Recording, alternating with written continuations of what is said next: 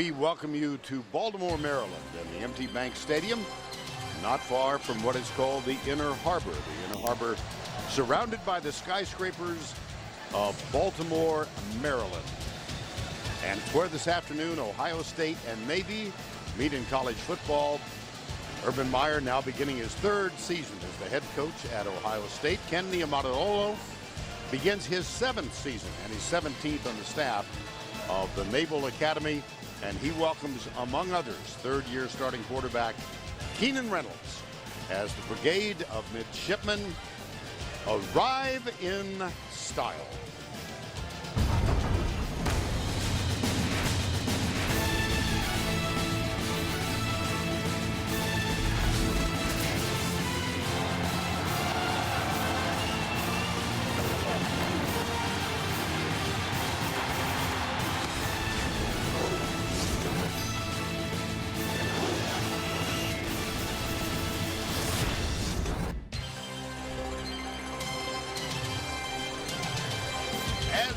Of midshipmen head toward the end zone seats, we welcome you into Baltimore.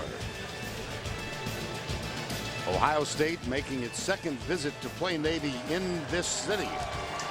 And here come the midshipmen, 9-4 a year ago.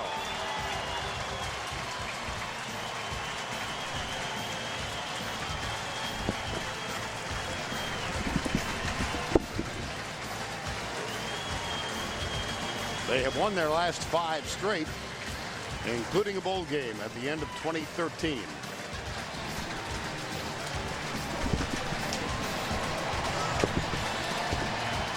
Decided underdogs this afternoon as they welcome this talented bunch out of Columbus, the Buckeyes of Ohio State.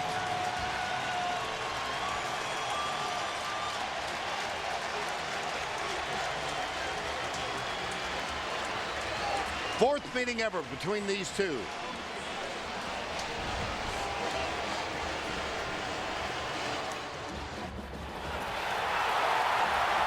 The Buckeyes win. They go to the BCS championship game. Miller is going to be hit, and he's going to be stopped shy of it. And Ohio State's winning streak ends at 24 straight.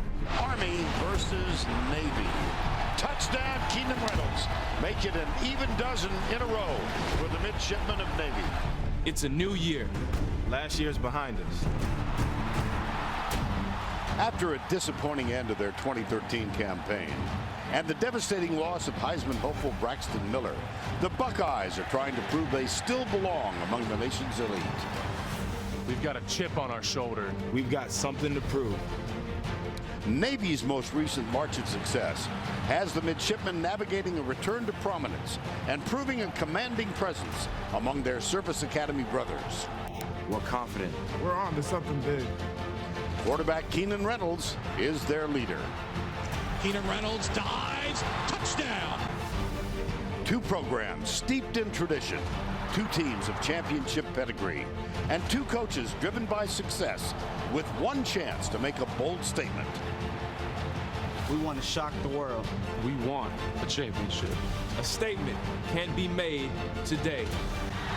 The Ohio State Buckeyes and the Navy midshipmen. College football is back.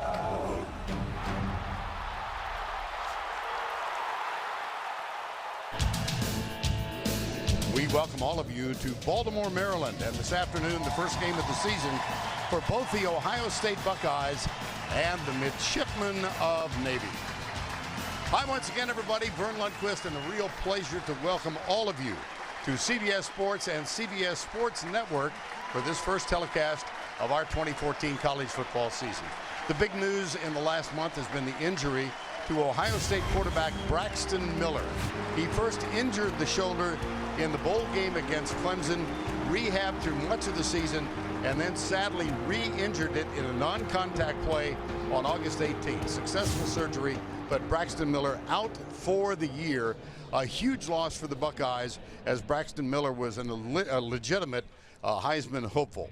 Well, that puts the weight on the shoulders of a redshirt freshman named J.T. Barrett. He played for Wichita Falls Rider, was injured 2 years ago, sat out all of last season while he rehabbed, and is about to take his first competitive snap in a football game. And a few moments ago, Allie LaForce talked with Urban Meyer. Coach, you've had great success running the spread offense, coaching the likes of Alex Smith at Utah, Tim Tebow at Florida, most recently Braxton Miller. What qualities do you see in JT Barrett that give you the confidence he can exceed in your offense? Well, every one of those, you had Chris Leak to that, and the one thing that they all had is they're tough guys. You know, they're weight room warriors. They're the guys that lead the team, and JT is that. And so he's a tough guy, and he's also a very intelligent guy. He really knows how to work the game. What will be your final message to him before you run out? Have fun and play and do what you do. I mean, he's had great success, a high school player, and there's a lot of confidence with him on our team right now. Thanks so much, Coach. Good luck. Well, it's my real pleasure to welcome back for the 9th year, Gary Danielson. Good to see you again. My pleasure. What do you think about the quarterback situation at Ohio State? It's a big deal. I mean, this is an Ohio State team that had their sights on being one of those 4 teams at the end of the year. I mean, you lose a 2-time MVP in the Big Ten. This offense was primed and ready to go for Braxton Miller. Now, there's a huge amount of talent on this football team. But if there's a small silver lining for Ohio State, Braxton was hurt. And JT and Cardale got a lot of snaps in the spring, and they got a lot of experience going against Ohio State, but it's not like the real deal. Well, there's an irony here in that big quarterback questions for Ohio State. Not so for Navy with Keenan Reynolds. It is amazing. I mean, you know, Ohio State would love to trade for Navy's quarterback. When would you like to say that? You never know, but you know, Navy goes with Keenan Reynolds. He's a magnificent football player. When he's running this offense with his legs, he makes great decisions. He throws the ball. I mean, this is a Navy offense that can move the ball against anyone. Well, we don't expect a sellout today, but this arena is filling up. Moments ago, the sportsmanship handshake. This was something started by former Ohio State coach Jim Tressel in 2009 as an expression of his respect for the academy as a place of young men and young fine athletes. Now let's take a look at the history between Ohio State and Navy, brought to you by Bud Light. What will happen next? Ohio State leads the series 4-0. That last meeting was in 2009. Ohio State won it by the margin of 4. The first meeting took place here in Baltimore at the old Municipal Stadium. They also met once in a bowl game. Let's take a look at today's weather, brought to you by Allegra. 76 degrees, slight wind out of the southeast, and continued cloudy here this afternoon.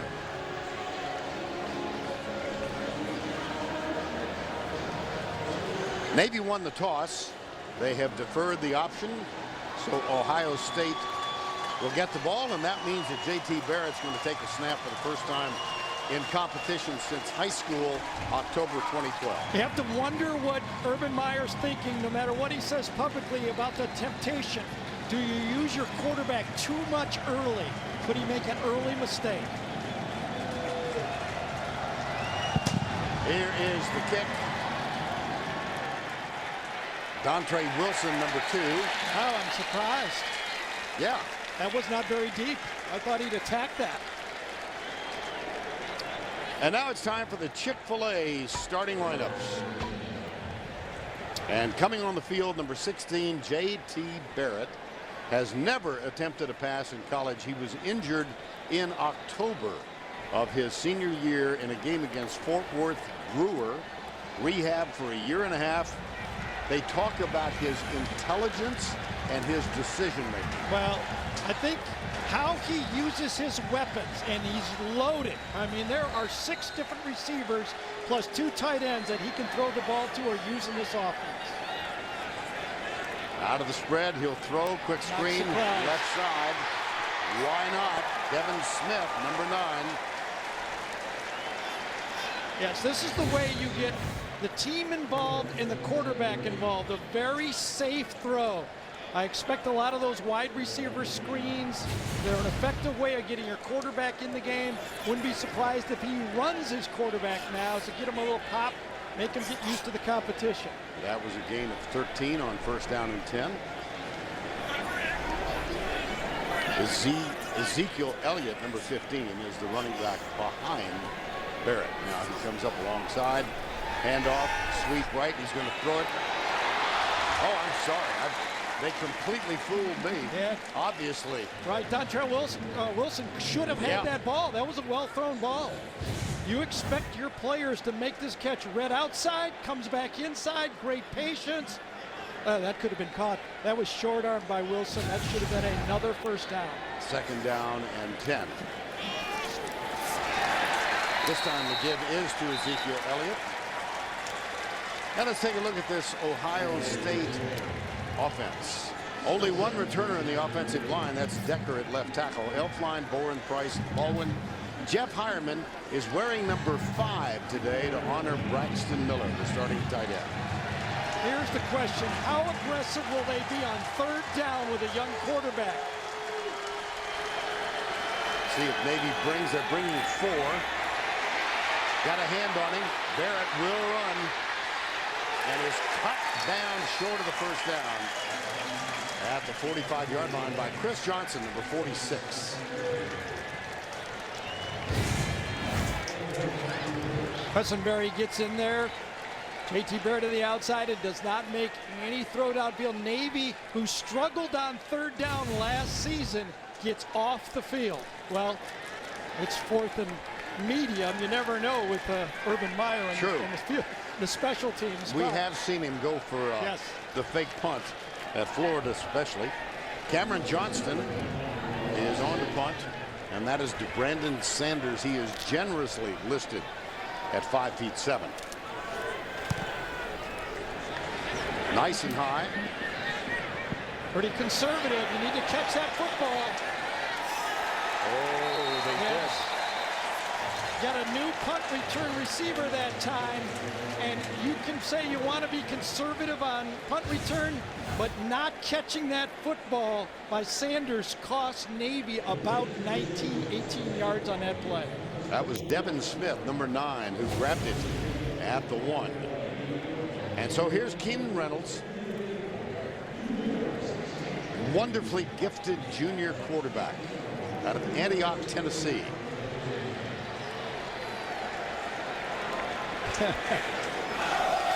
I mean, this Navy offensive line has a lot of experience, quarterback's experience, but starting out on your own 1-yard line, nobody wants to start the season like this. Now they'll get a couple. Noah Coburn, the fullback, and now the Chick-fil-A starting lineups for the Naval Academy. It is an experienced offensive line. Tillman, a wideout. Heap, Benz, Ryder, Zuzek, and Gaston. Joffrey Whiteside at the 1 slot back, and Noah Copeland, the fullback who just got the carry, is one of 2 captains on this Naval Academy team. Well, that didn't look pretty, but fairly effective. Rooted out. One of the staples for the Navy offense is fake to the fullback and follow. Quarterback fakes and follows. It's actually almost an isolation play. Follow the fullback, and you've seen Ricky Dobbs do it. Everybody that's played quarterback here does that play. 3rd down 3 at the 8. Those of you who are familiar with the Navy offense know that they use that quick motion to find out what the defense is doing, and then they call the play. It's like Peyton Manning kind of using the foot to declare the defense. That's how Navy declares. Option left, pitch to the 12-yard line. And it appears that's enough for the first down. Yes. That's a big first down from your own end zone. Yes. Joffrey Whiteside with a carry. In this offense, the fullback carries and the quarterback carries, but that pitch back always must be accounted for. Here, Ohio State, the discipline of the option. First down 10. They'll give it inside. Big hole. This is to Brandon Sanders, number 21.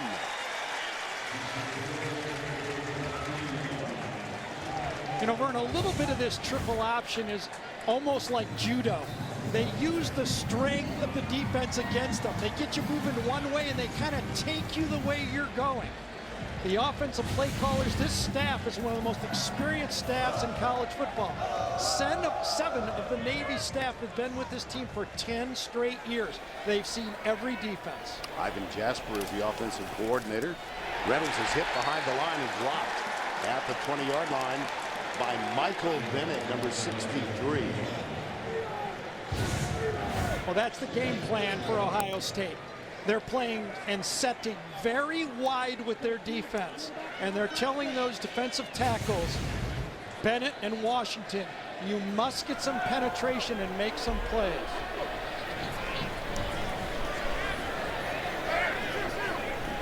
Reynolds sees defensive motion and backs out. Yeah, Lee tipped off a blitz. Let's see if Ohio State comes off the blitz.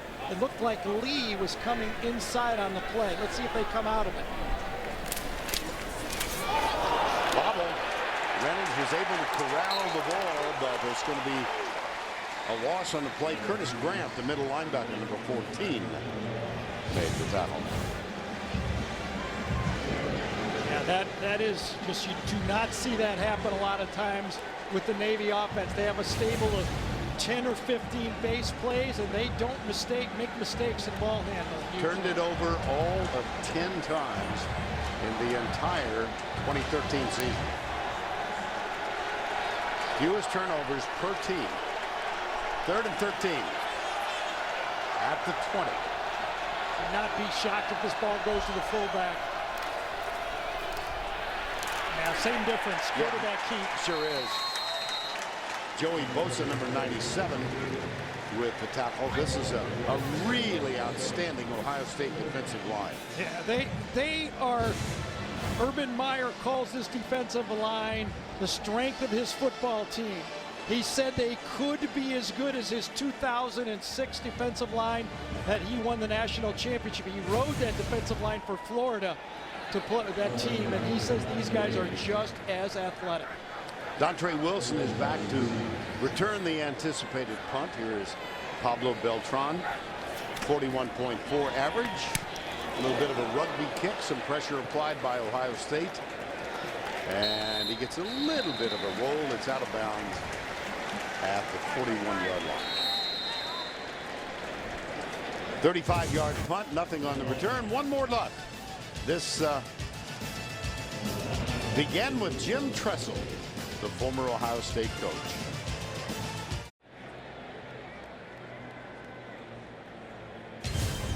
College football on CBS Sports Network is being brought to you by USAA, proudly serving the financial needs of current and former military members and their families.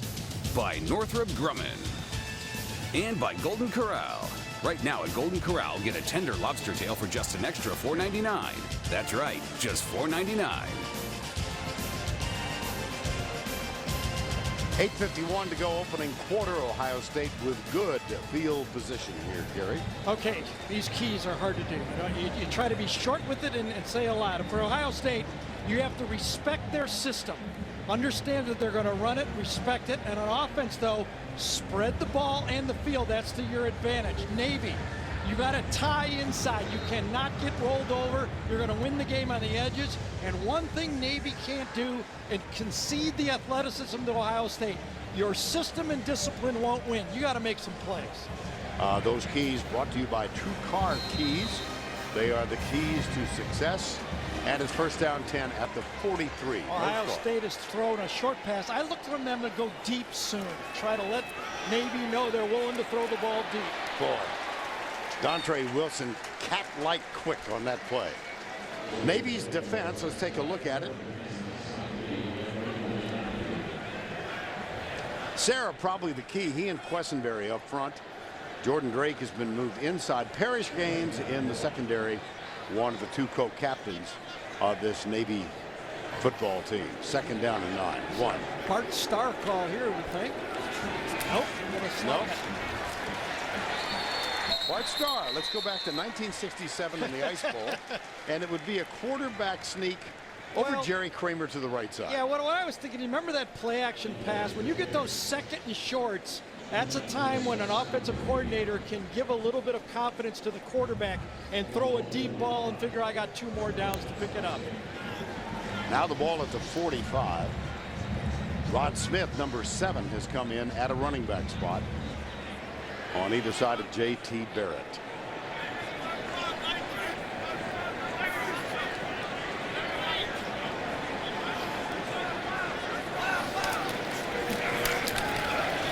And they write it to Jalen Marshall, redshirt freshman, number 17.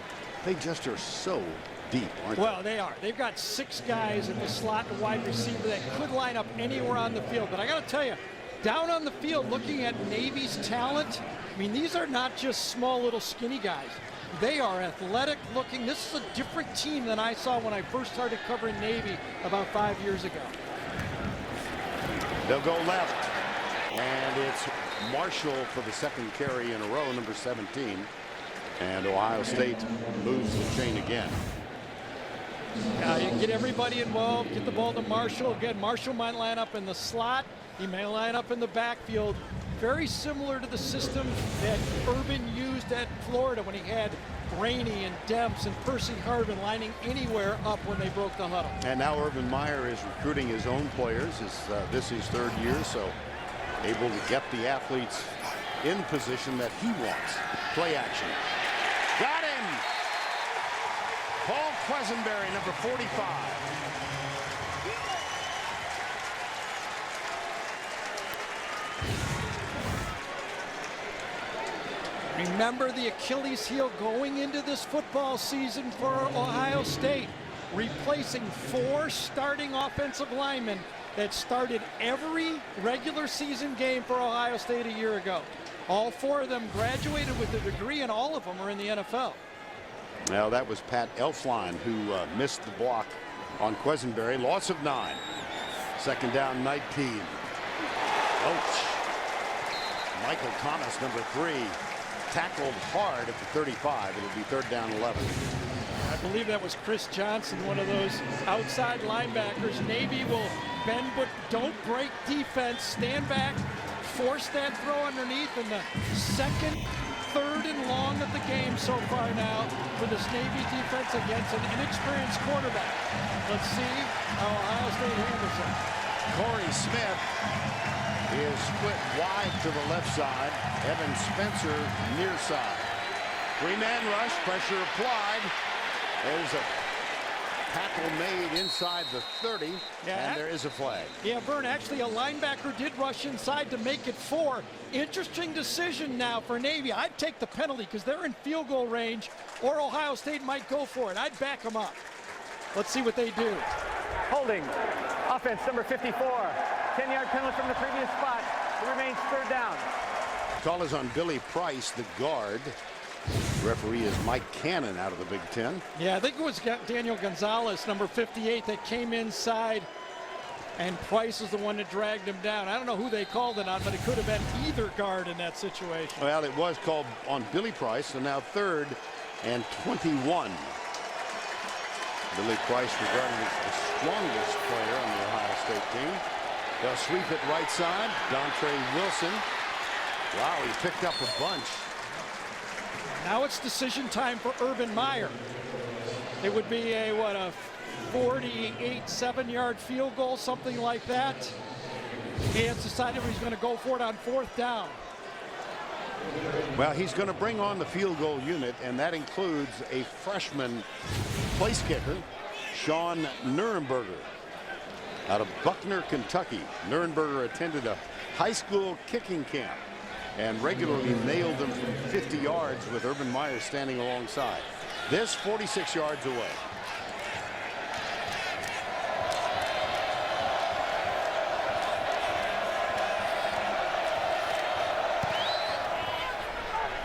That could be perfect. The freshman from Kentucky gives Ohio State the early lead from 46 yards out. 3-0 Buckeyes.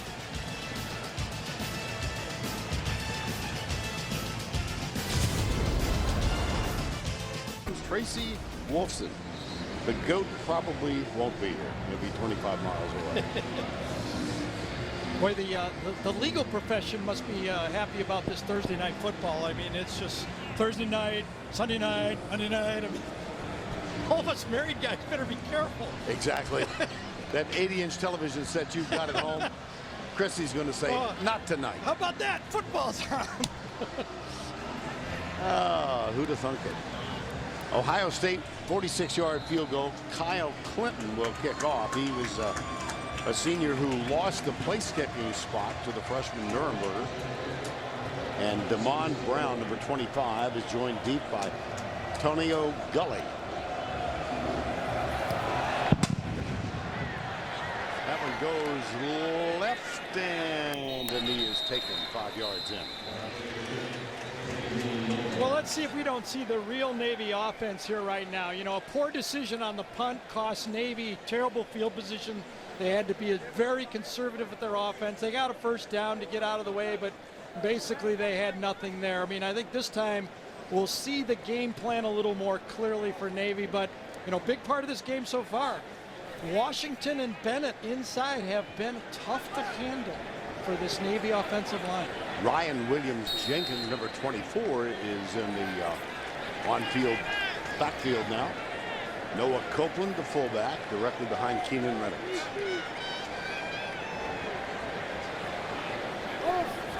Toss, right side. Little skip and an 11-yard gain by Ryan Williams-Jenkins, number 24. Yeah, that's what I'm talking about. That's the message that Navy has to show and continue to show to this Ohio State team. You may stop one phase, but we're going to show you every phase of our running game. For this offense to work well, you have to run it wide open. Wide receivers put wide left on first down.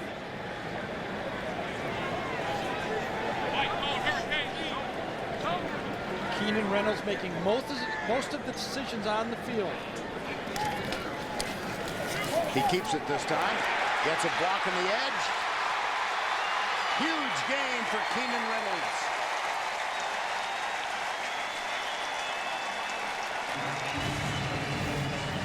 Well, Keenan Reynolds says we don't have, you know, the measurables, excuse me, have not been kind to me. You know, I don't run a 4.340, but I got to tell you, he runs fast enough. That's a 25-yard gain on first down. We saw, excuse me, go ahead. Okay, go. You know, it's our first game too. Bobble a couple.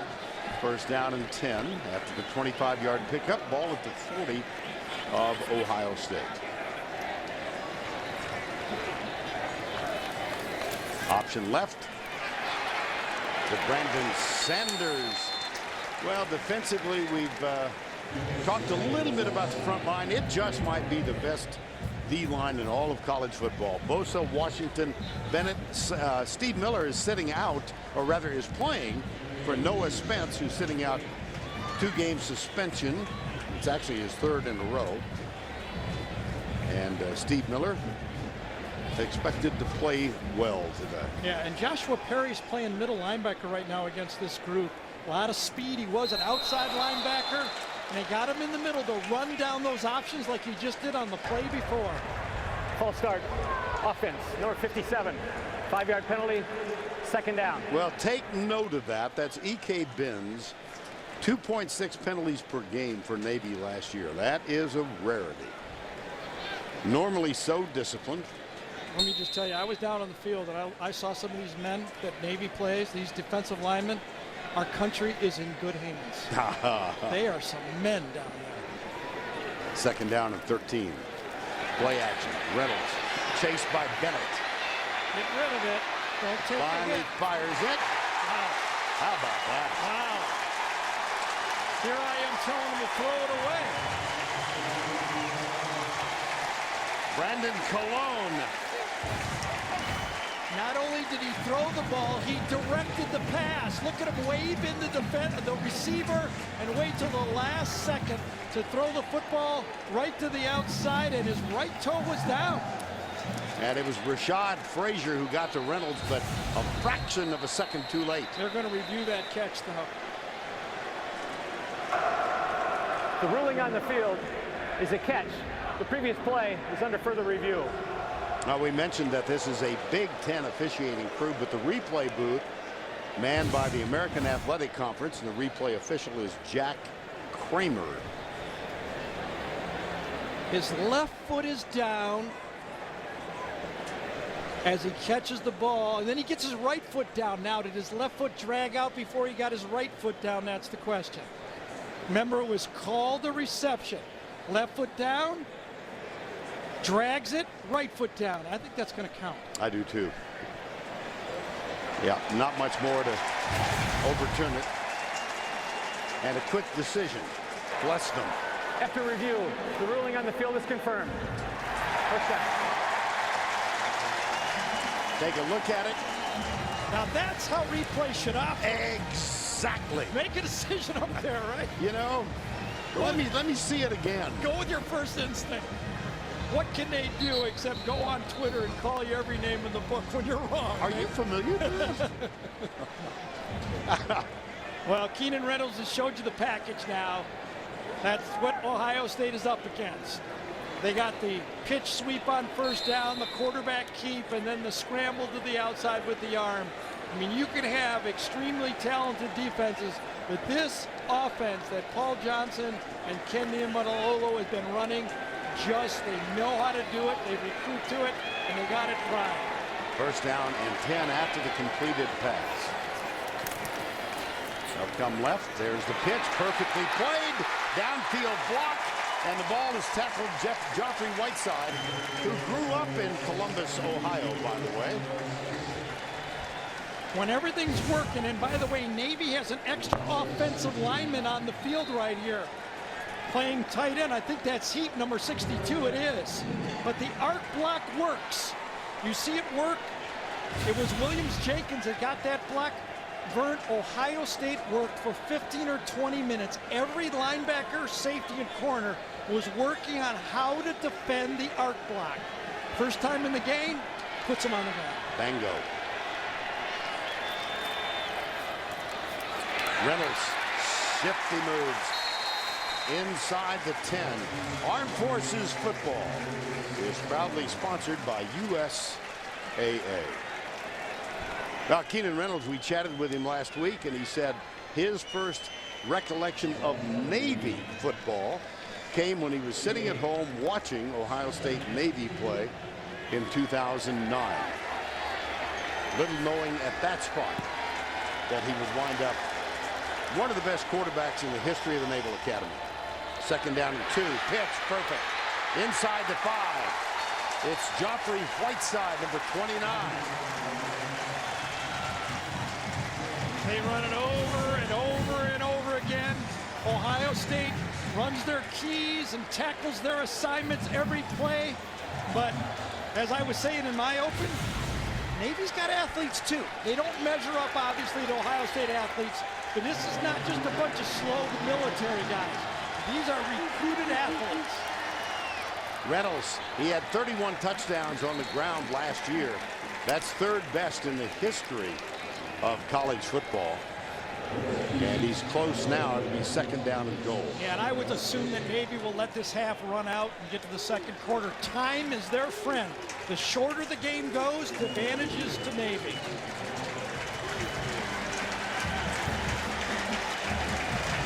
Ken Niumatalolo, native Hawaiian, 17th year on the staff at the Naval Academy. You think he's found a home. He's in his 7th year as the head coach. That is the end of the first quarter. Ohio State leads by 3. Navy is threatening. You're watching college football here on CBS Sports Network, the 24-hour home of CBS Sports.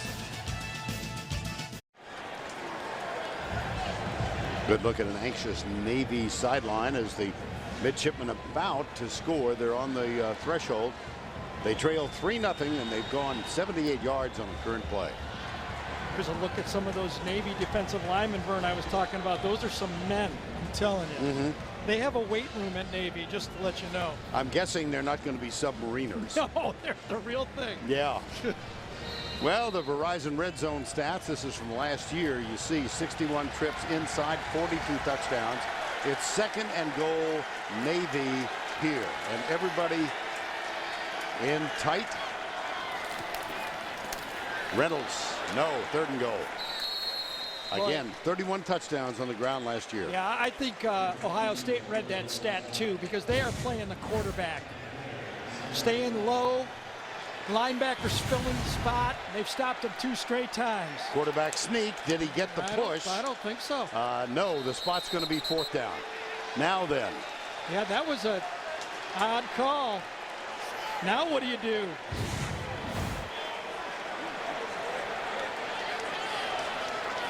I mean, obviously they're going to go for it, but I'm surprised the attack. Really am. Right up against the strength of Ohio State.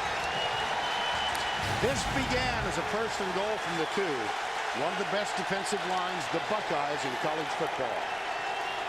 They toss it. Watch out for the pursuit. Nope. Short. Nope. To Brandon Sanders. It'll be Ohio State ball. Whoa, whoa, whoa, whoa. Yeah, but I don't know. Did he touch it? Did he have control of the football? Gosh. Did he have control of the football? I did not see the official signal touchdown. Let's watch it. He touched the pylon. He knocked it down. Great call. Was anything out of bounds? Now they have to look. They have to look from the different angle. Under further review. The ruling on the field was a touchdown. That pylon is part of the goal line. So if you touch it, it's a touchdown. Looked to me like he had control of the football too. Switches hands to the inside hand.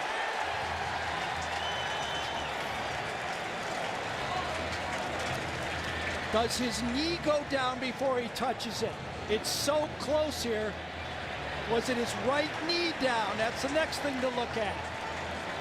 Duran Grant was the first one there. Obviously, Bosa thinks it stopped. Yeah. He's either listening to us or he thinks the play. Now, was his right knee down or not? They're not going to review. They're not going to overturn it. I don't think so either. No way. They're going to call it a touchdown. The original call touchdown, and again, it's the old cliche about indisputable visual evidence. Was a great goal line stand by Ohio State. I think Navy played into Ohio State hands early. Kenny thinks it's a touchdown. Was his that's an interesting. Yeah, is his right knee down? You don't know. It's so fine. Remember, indisputable visual evidence. I don't think there's anything indisputable about that.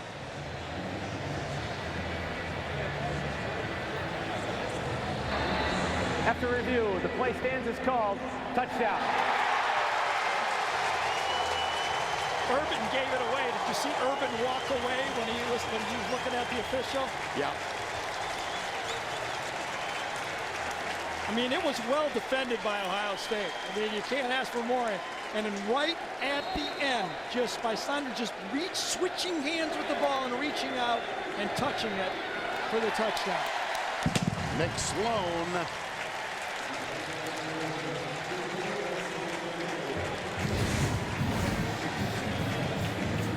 From the high end zone camera. Played off a block. You can see it. Grant made the big play getting out there to stop him, but just enough momentum to get there and make the play. Well, the question became the knee. The answer was knees not down. Exactly. DeBrandon Sanders got the touchdown with a nifty play, hitting the pylon, but it was an impressive drive through and through. Well, we talked about that you're going to have to make some athletic plays to win this football game. A catch on the sideline, dragging your legs, and then the athletic play by Buck Sanders right here, reaching out that football. Kenny Niumatalolo, I talked to him on the field. I said, Kenny, here's my keys to the game. He looked at me, he said, exactly. We cannot concede athleticism in this game.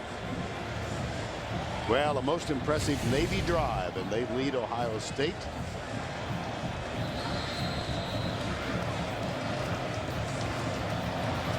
You know, I got the feeling there's going to be no hiding Ohio State's quarterback in this football game. That was a big message to Ohio State.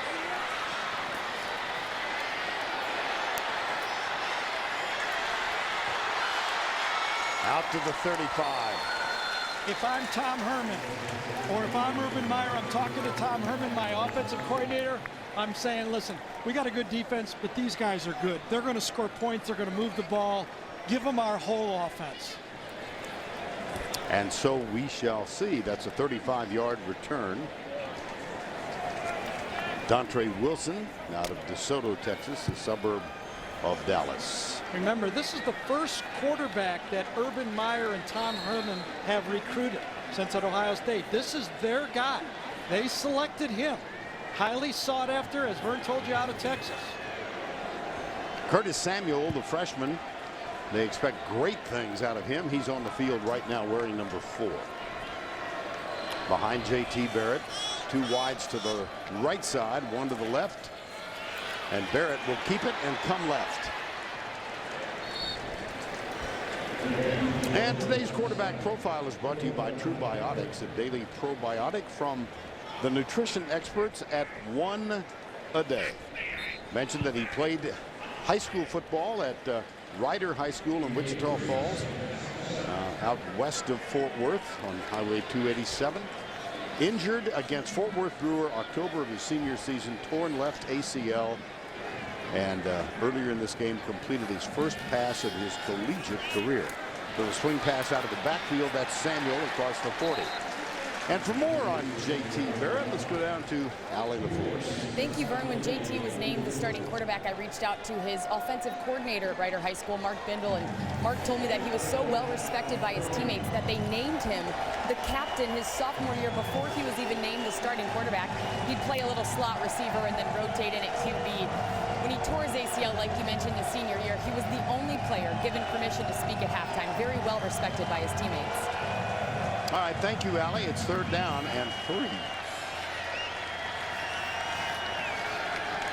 Barrett back, chased, has to dump it as he is driven to the ground. That's the 30 by Will Anthony, number 90. Boy, this is a bad omen for Ohio State. Remember, this Navy team was one of the worst in college football last year in sacks. They only had 11 sacks all year. And so far in this football game, the Navy defensive line on 3rd down is giving fits to this Ohio State offensive line. That time, Darrell Baldwin was the guy who got beat inside. Cameron Johnston on to punt on 4th down.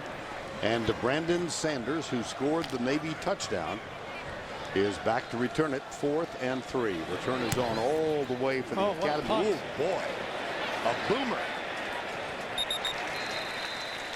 Into the end zone. It will come out to the 20. That's a 58-yard punt by Johnson. Naval Academy leads the Ohio State 7-3.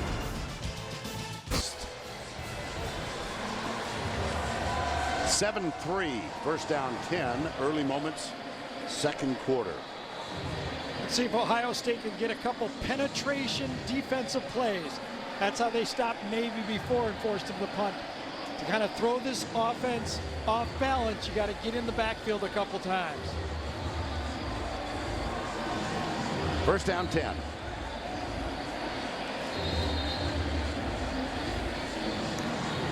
Last Navy drive won 76 yards in 11 plays. And the touchdown coming. Vern, here's that formation again. An extra offensive lineman in the game.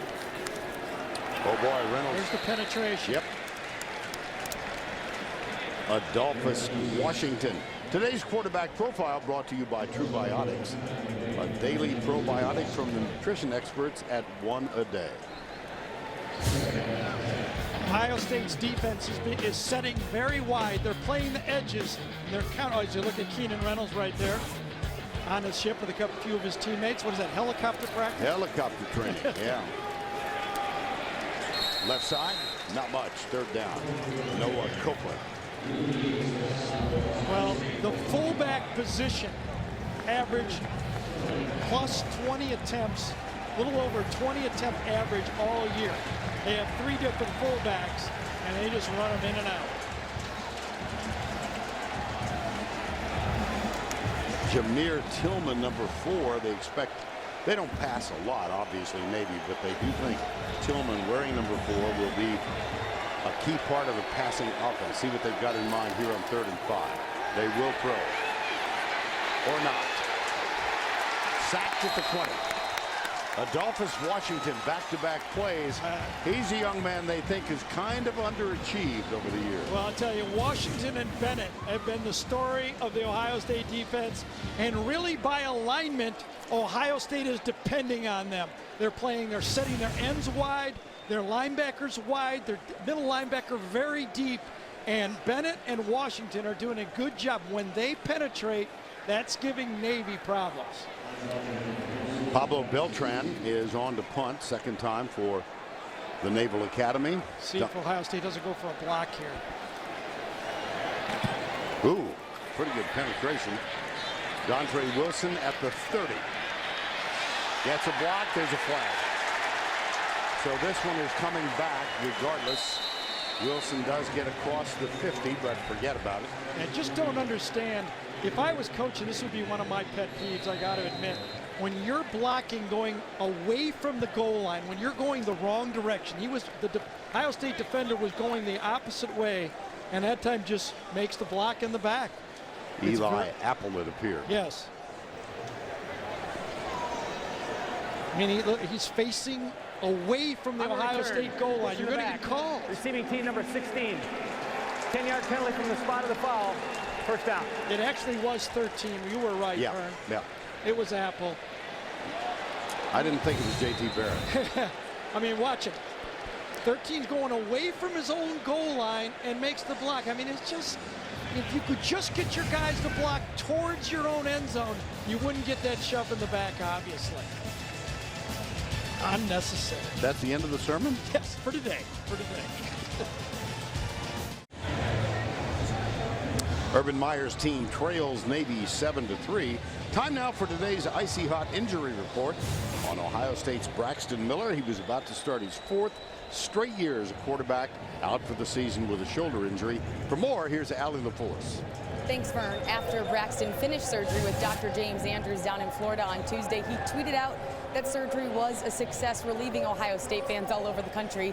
Well, the best player in the NBA was relieved as well. LeBron James decided to reach out. He's a known Ohio State fan, saying, excited and happy, my little bro, Braxton Miller's surgery went great. You mentioned that Jeff Harriman, the tight end, is also wearing number 5 for Braxton. He tweeted at him before the game saying, it's only right that part of you is on the field with us. Braxton responded, thanks, brother. Love ya.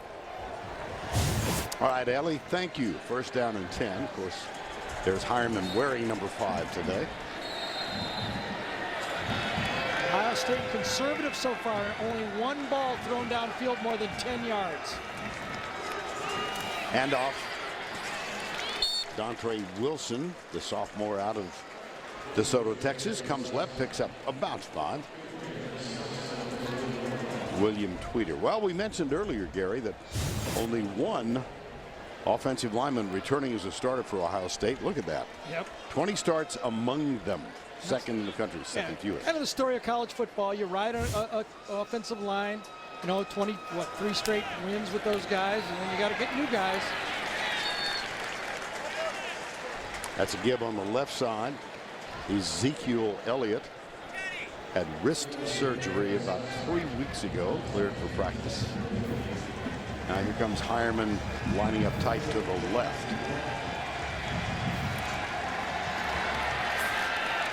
Third and short. Now it's going to be 1st and 10. It's the first time I've seen in the game Ohio State go up tempo. I mean, they call themselves, we're no huddle, not hurry up. We're no huddle up tempo. There's so many letters you got to know nowadays. I know that. Yeah. That's NH up tempo UT, not NHUT. Not NHHU. Okay. There's a very big difference. It doesn't make for a good acronym. I know that. Oh boy. Oh, that one very nearly picked off. The catch is made by Evan Spencer, number 6. I think the veteran that time, Parrish Gaines, sniffed that one out. Parrish has been doing this as long as Vern and I have been doing this. Look at that. I saw him running that thing down. If that ball would have been thrown upfield to the upfield shoulder, that could have been intercepted. As it is, they picked up 5. It's 2nd down and 5. 7-3 Navy. nearly midway through the second quarter from Baltimore.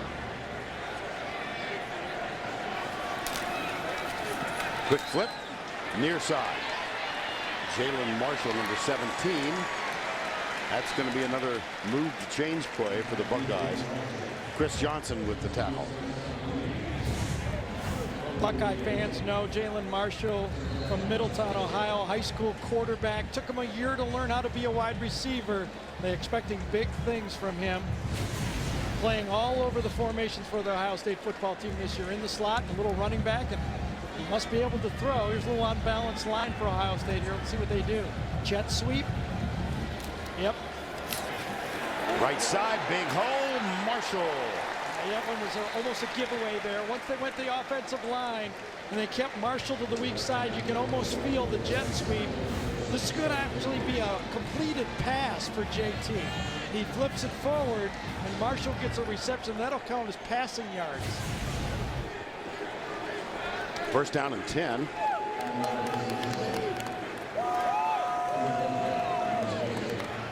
(7-3) Navy on a Brandon Sanders touchdown on fourth and goal. Barrett, a lot of time, got a man wide open. Dontre Wilson, the hybrid back. It'll be first and goal Buckeyes. That's a gain of 30. Wasn't that pretty? Run the ball, play action pass. I mean, there's really nothing new in football. You know, you can run the ball a little bit, you can play action pass and put that defense in stress. Barrett, nifty feet, intercepted. Parrish Gaines picks it off inside the 5.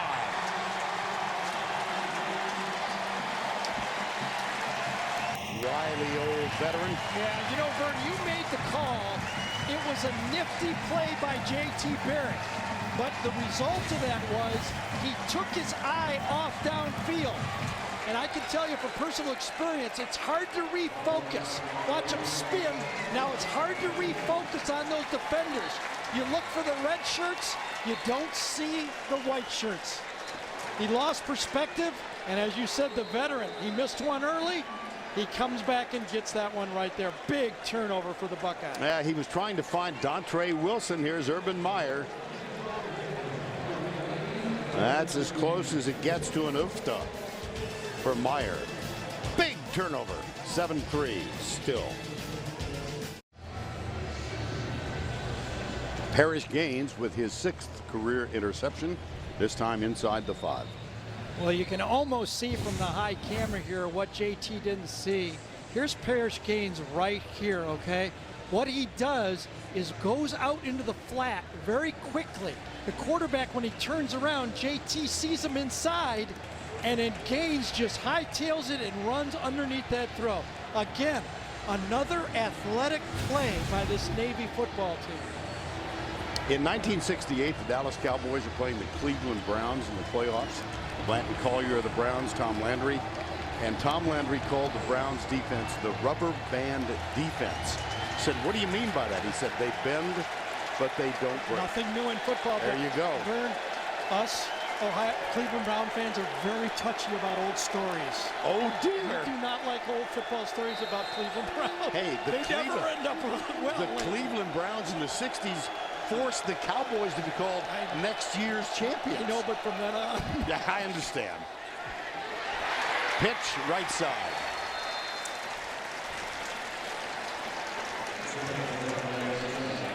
Armed Forces football is proudly supported by Northrop Grumman. 7-3, 7:24 to go second quarter on a very pleasant August afternoon here in Baltimore.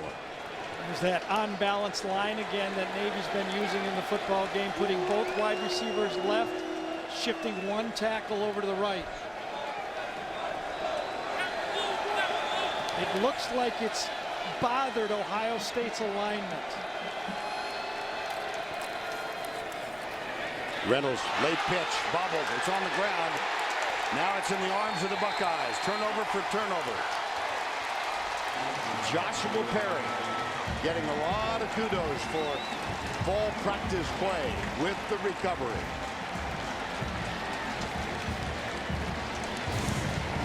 where the running back and the quarterback got out of phase that time.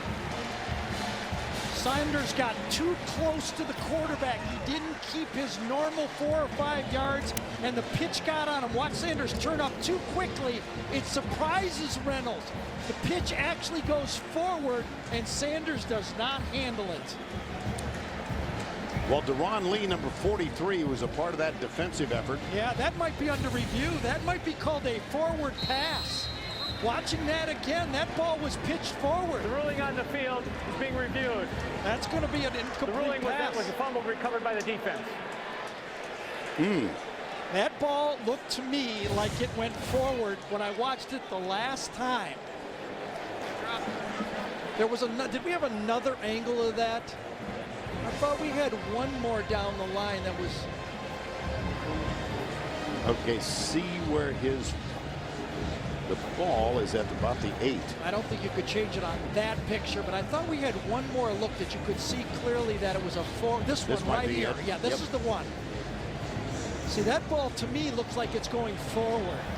It's a hairline forward, I will admit, but I think that ball's going forward, and that could be called an incomplete pass. It could be. The replay official's going to take his time on this one. Yeah.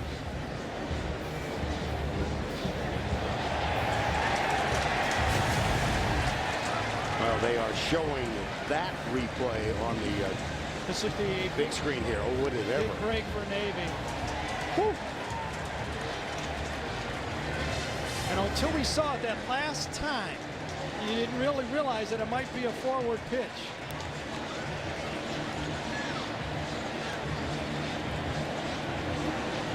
Well, the Navy defense thinks it is.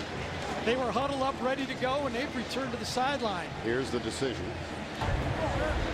After review, it has been determined that that was a forward pass that was fell incomplete. As a result, it will be Navy ball. 3rd down on the 8-yard line. Please reset the game clock to 6:57. Yeah, he pitched 5-7. He pitched from behind the 8-yard line, and he caught it in front of the 8-yard line. Remember, it'll be now what, 3rd and 5 here. Hey, if you're Ohio State, you got to swallow hard. It's part of the football game. Can't feel sorry for yourself. You got to re-gear up. That defensive line has to make a play now. They've already done it 2 or 3 times. 3rd down, the Ohio State defensive line needs to make a play. 3rd and 5. And they did. Yes, they did. It'll be 4th down. Noah Copeland with the carry, the fullback. I'll tell you, Michael Bennett and Adolphus Washington right now are just manhandling a veteran offensive line for Navy. Look at that leverage inside that Bennett does not get knocked out. And you think about the weight room work that they do, that's why they do it. And so 4th down and 3. Tell you, Michael Bennett carried in the American flag. It's about like he had it right there. He was not giving up the hill on that one. Beltran will punt. Dontre Wilson. This is a line drive. See, he will let it bounce, but he catches it on the 2nd hop. And so it's a matter of 35 yards field position difference.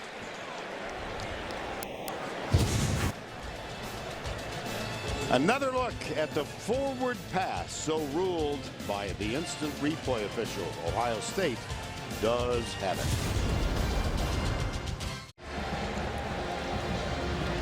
Because of the injury to Braxton Miller, the shoulder injury that cost him the full season, J.T. Barrett got his first start earlier this afternoon. He completed his first pass. How's he done, Gary? I think above average. I think they've managed him well. You know, hit the wide open pass. There was a drop ball down the middle. You know, I think considering the way this veteran Navy defense plays, I think Ohio State is going to have to continue to keep it wide open the way they attack the Navy defense. Well, he's 8 of 11 for 96 yards, but as Gary said, only 1 downfield. Well, 2 now. Yes. 1st down and 10. They'll come left side and find a big opening for Curtis Samuel. I will say this, I think he's fared a little better than the new offensive line for Ohio State in the game so far. 5:45 to go before the break. 2nd down 2. Looks so odd looking at Hireman with number 5 out there. It does, yes. Normally number 86 and that 5, of course, to honor Braxton Miller. Samuel shows some promise. Hey, out of practice, you just watch it. It's just one guy after another. That has been the goal of Ohio State's recruiting. I mean, come on. It always is Ohio State. They've had great players for 30 years. They've had drafted players. They've had speed. It would be an insult to all the ex-Ohio State players to say they never had speed and athletes. But it's where the speed is placed now is a little different. 1st down and 10 after Samuel's run. Devin Smith is in a slot to the left side. Corey Smith is also out there. On 1st down 10. Samuel coming left does not get the block he wanted and needed. Tackle at the 22. Paul Quessenberry, number 45, senior defensive end, made the play to the outside. He refused to be blocked that time by Taylor Decker. Decker gets his block, but to the outside, Quessenberry defeats the arc block, basically, making the play. Was that Chris Johnson instead of Quessenberry? Was 46 instead of 45? It was. 2nd down 10. Play action. Barrett tucks it, runs it, pursued. Jordan Drake got him, but it's very close for the 1st down inside the 12. Curtis Samuel with the block out on the edge. It's exactly what I think Tom Herman, the offensive coordinator for Ohio State, and Urban Meyer said, good block by Samuel, you're right, Vern, is when you scramble, that's when you need to be most careful. Within the offense, let her rip.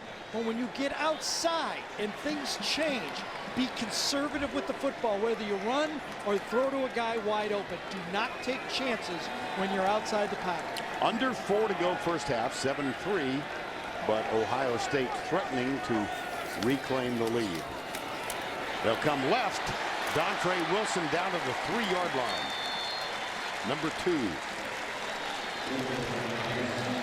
He plays slot, plays wide receiver, but he was a high school running back. And in this style of offense, you see Hireman get a block and kind of reach up and try to get another block there. He doesn't get called. But running back roots. And on a quick count, that's Samuel again. You got to wonder if Urban Meyer right now is thinking a play ahead and thinking, I'm going for it on 2 straight plays if I don't make it. 3rd down and 1. The rising red zone stats from a year ago. 53 touchdowns on 63 trips. Ezekiel Elliott, number 15, is now the running back. 3 wides. Option play right. Oh, good pursuit. Wow, wow, wow. Excellent defensive play. The tackle ultimately laid by Chris Johnson. Pretty odd call if you ask me. Ohio State has the big guys up front. They've got the advantage, and they run wide. It gets strung out. Again, the bend but don't break defense works, but that time, I thought the play call was a little suspect. I'd have pounded it twice. Loss of 7 is 4th and 9, and the freshman John Nuremberger is on to try. He hit earlier from 46. 4th and 9.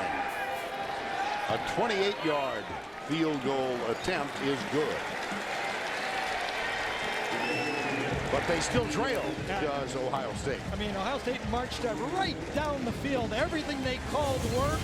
Got down to the goal line, tried to run the option, defended well. Maybe seen the option a few times.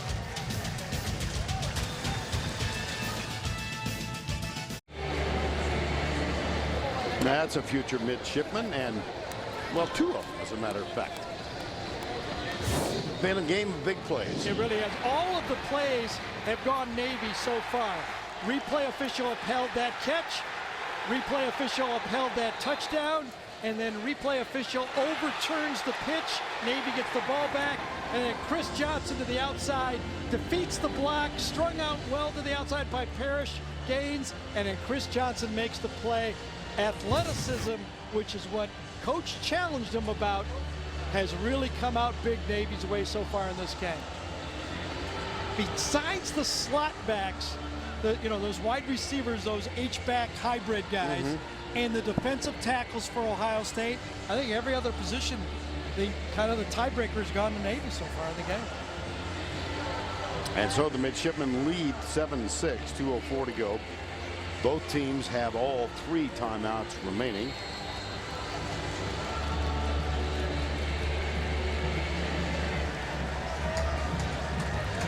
Kyle Clinton will kick off for Ohio State.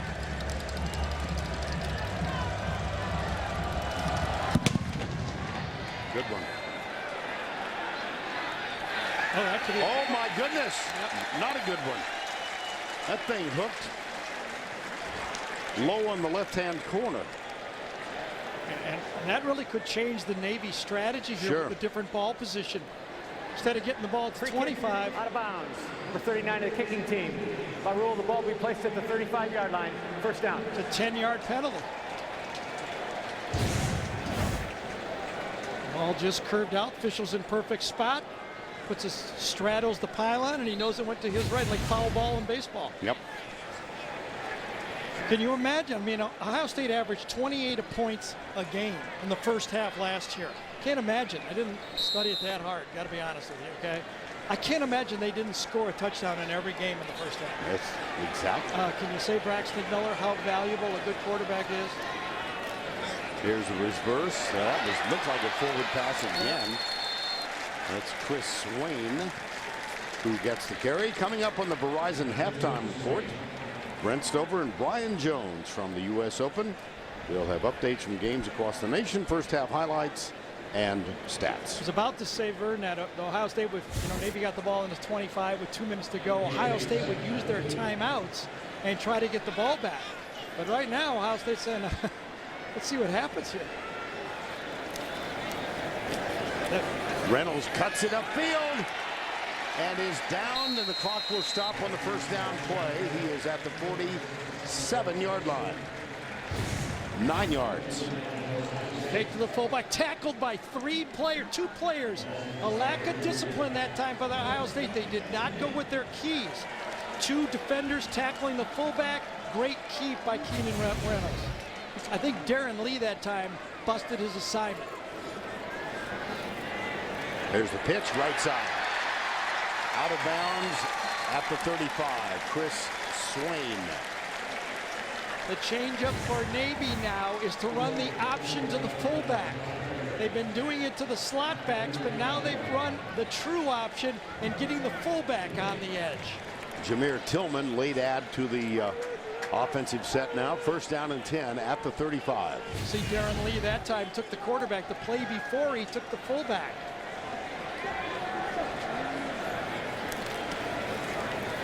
Come right. Nope, not this time. Let's see if they use one of their timeouts now. They both have 3. Deron Lee, number 43. I don't think Ohio State will take one. No. This will be a 30-second timeout. As 3 straight plays, Deron Lee was attacked on the edge.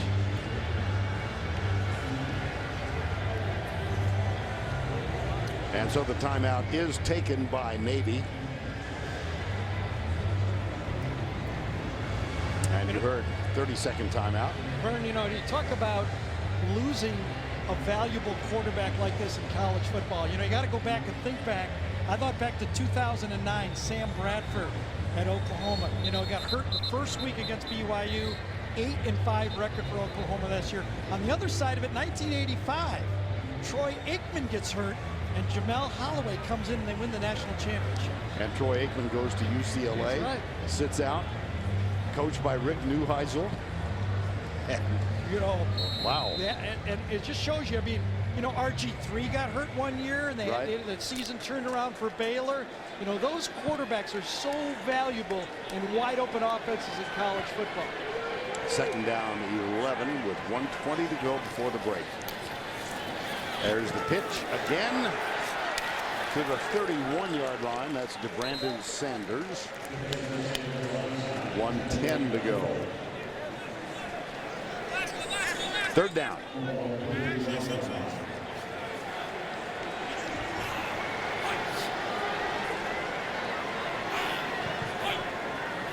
Oh, a double fake to find out what Ohio State is doing on defense. Also take advantage of bleeding the clock, also going all the way down if they don't make it. Play clock at 14-13.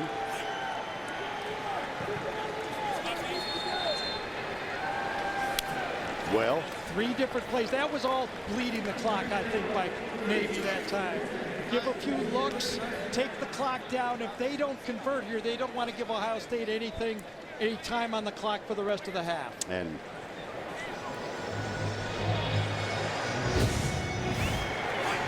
watch Keenan Reynolds here. Yeah, I know. 3 different times. I don't even know if they were ever going to snap it on this one, though, Vern. I mean, they were just looking at the clock, trying to take it down and take their second to last time out.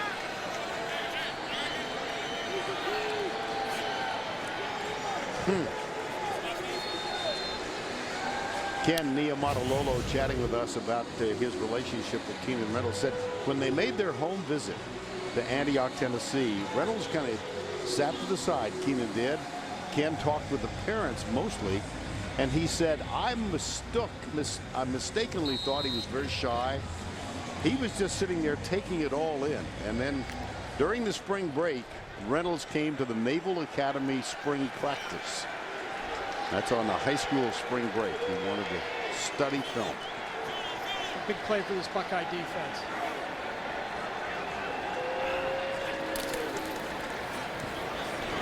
Reynolds.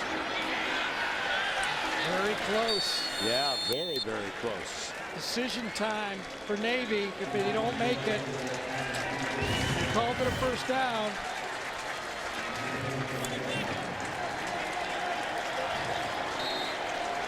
Oh, Binns made the first down. I know that, number 57.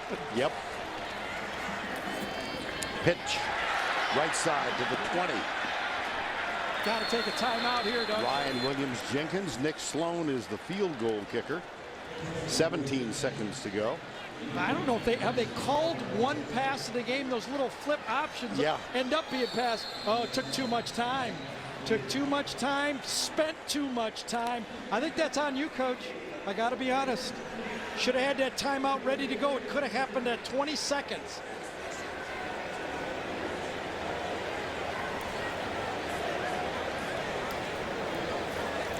I would have called timeout right away. Yes.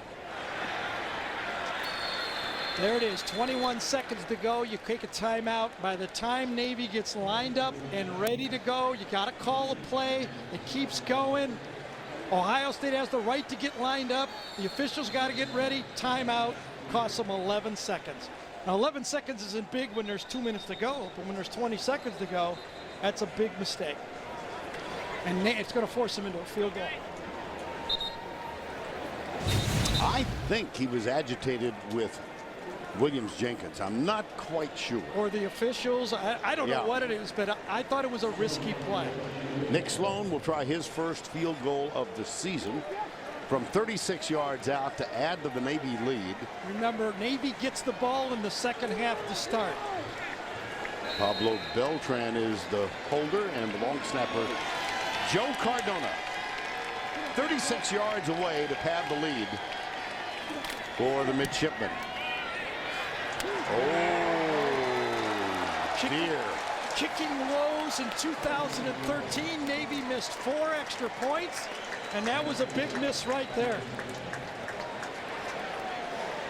Sloan slightly wide right. You're going to upset a powerhouse football team. A lot of things have been going well for Navy, but kicking game, that's tough to give 3 points away right there. Remember, this drive started with a kickoff that went out of bounds to set up the field position, and Navy ended up giving 11 seconds and then missed the field goal.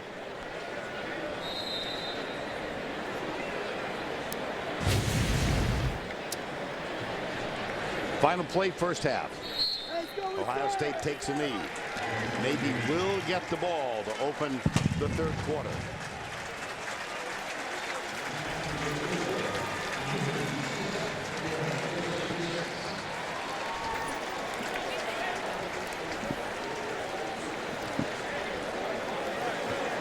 And let's go down to Allie LaForce with Urban Meyer. Coach, it's not often you fail to score a touchdown in the first half. What do you tell the offense to get them in the end zone?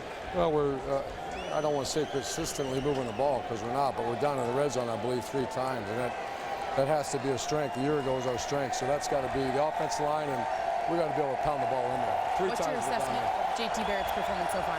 It's okay. I mean, it's, our offensive line's the concern right now. We have to play better than we are. Thanks, Coach.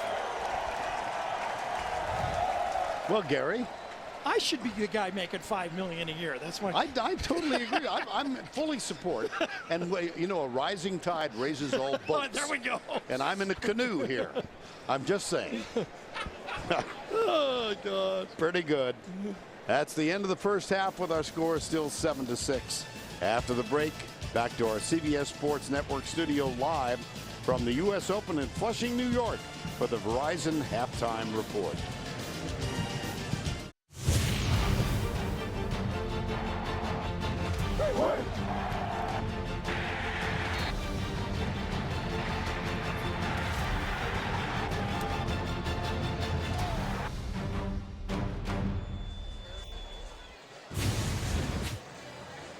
We are back in Baltimore. Ohio State and Navy meeting for the second time here, the 5th time ever. Navy has a lead, though they have never defeated the Buckeyes. It's 7-6 right now. And at halftime, just a few moments ago, the Ohio State band paying tribute to their colleagues from the Naval Academy by forming an anchor. And then, of course, one of the more wonderful traditions in all of college athletics, the dotting of the I. I had my eye on that, but yes, the guy had been. He's pretty good. Moments ago, let's go down to Allie LaForce. She had a chance to catch up with Ken Niumatalolo. Coach, your defense held Ohio State to just 6 points in the first half. What's working defensively? Well, I think our kids are flying to the ball. Coach Green and his defense staff got a great game plan, but football is not done in halves. We got to play a full game, and we got to find a way to finish. One score for you, and then, of course, the missed field goal towards the end. How do you get into the end zone more? Well, you know, they're a great defense. We just got to finish some drives. We had some mistakes during those drives. You know, we get the ball to start the second half. This is the biggest drive of the game. Coach, thanks. Allie, thank you. Vernon Gary, and of course, coming in, Gary, the overriding question was how much will OSU miss Braxton Miller? Yeah, pretty good player he is, I think. And the offensive line. You know, I think Ohio State's defense, considering the offensive Navy, has done an admirable job. I mean, you're not going to shut these guys down completely. I do think Ohio State will retool. They'll throw a couple deep balls, continue to attack a little more physically against Navy. But as Coach just said to Allie, I mean, they're playing physical football too. I mean, it could go right down to that last drive of the game. Well, they do get the ball to open the second half of play.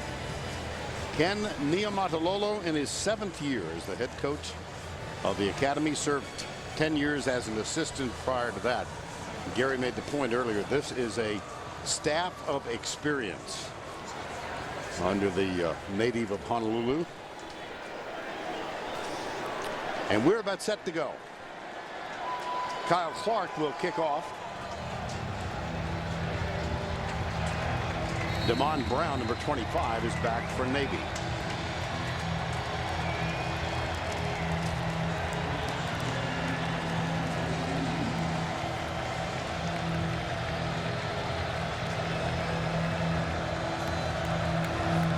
Clark for Ohio State. Damon Brown grabs it at the 3, near side. Gets a block on the edge and out of bounds up near the 21-yard line. Keenan Reynolds, first half.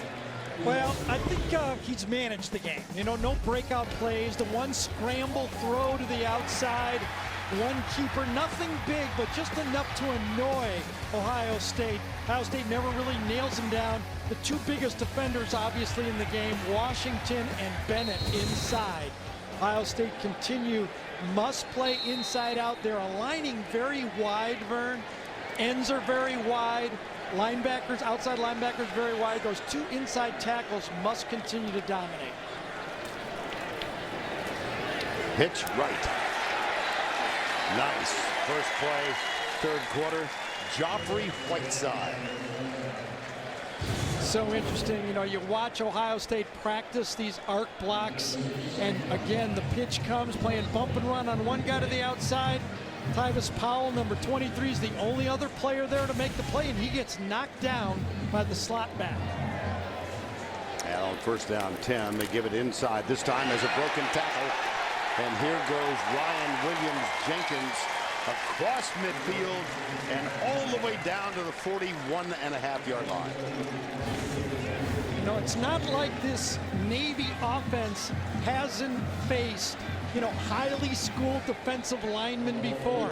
Remember in 2011, Navy went up and to face South Carolina, and they ran the same offense. They lost 24-21, but in that game, Melvin Ingram, a first-round draft pick with the Chargers, Jadeveon Clowney, Devin Taylor, 4 defensive linemen that played in the NFL in that game.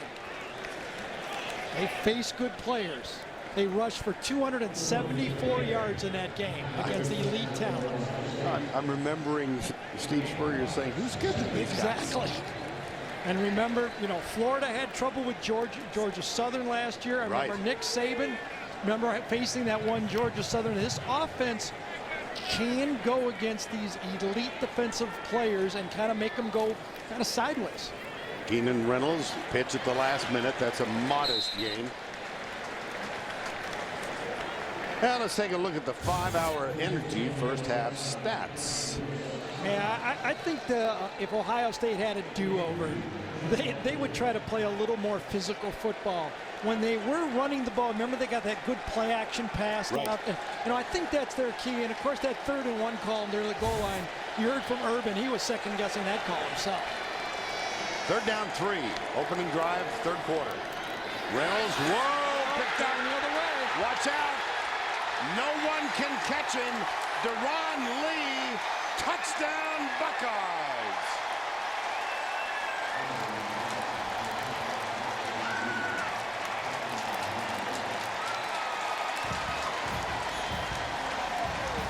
I thought this should have been a give to the fullback the whole way.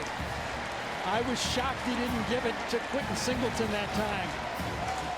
Once he made the first read wrong, bad things happen after that for Reynolds.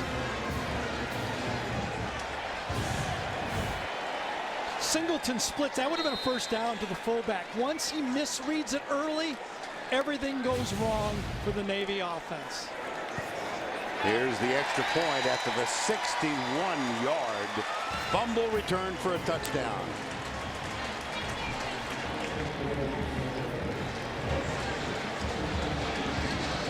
They say that Keenan Reynolds does not make mistakes, but I think on this one, he did.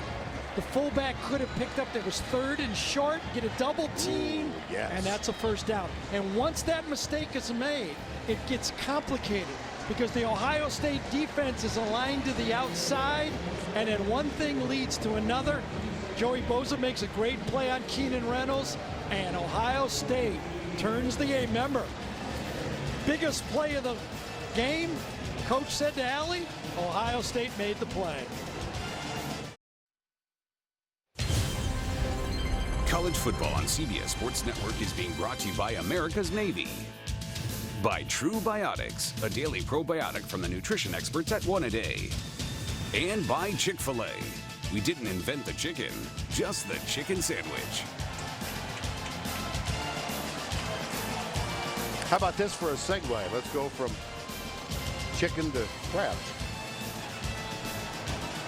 Or not. 13-7. And the biggest play of the game, the fumble return for the touchdown by Lee. Looked a little messy, but tasty, right? Yeah. You took him out of there? Yeah. Did you try some? Sure. Of course it did. I've had only one mistake this weekend. The waiter tried to talk me into the crab soup. It didn't like it. You should have gone with it. I went for the green pea soup, and it was not good. Kyle Clinton.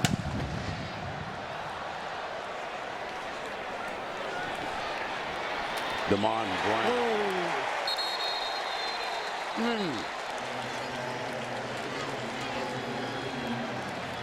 I want to take one more look at that. I think Keenan Reynolds looked inside on this and saw the tilted nose player and decided early not to give the ball.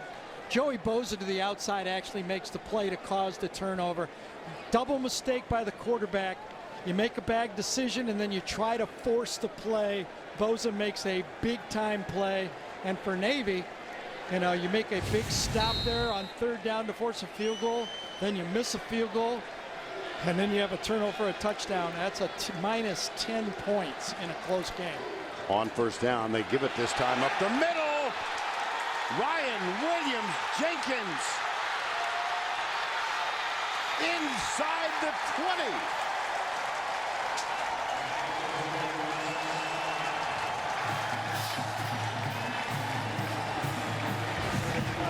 Navy offensive line. Watch this block right here by Binns. A little hand back this time. Binns finally wins inside. And then a rub down from the outside. I don't know who it was. I think it was Heap. Brandon Heap that got another block. And Williams Jenkins just has a dash and goes, oh my gosh, a little hand back. And we turn the field upside down. Yes, 67-yard run.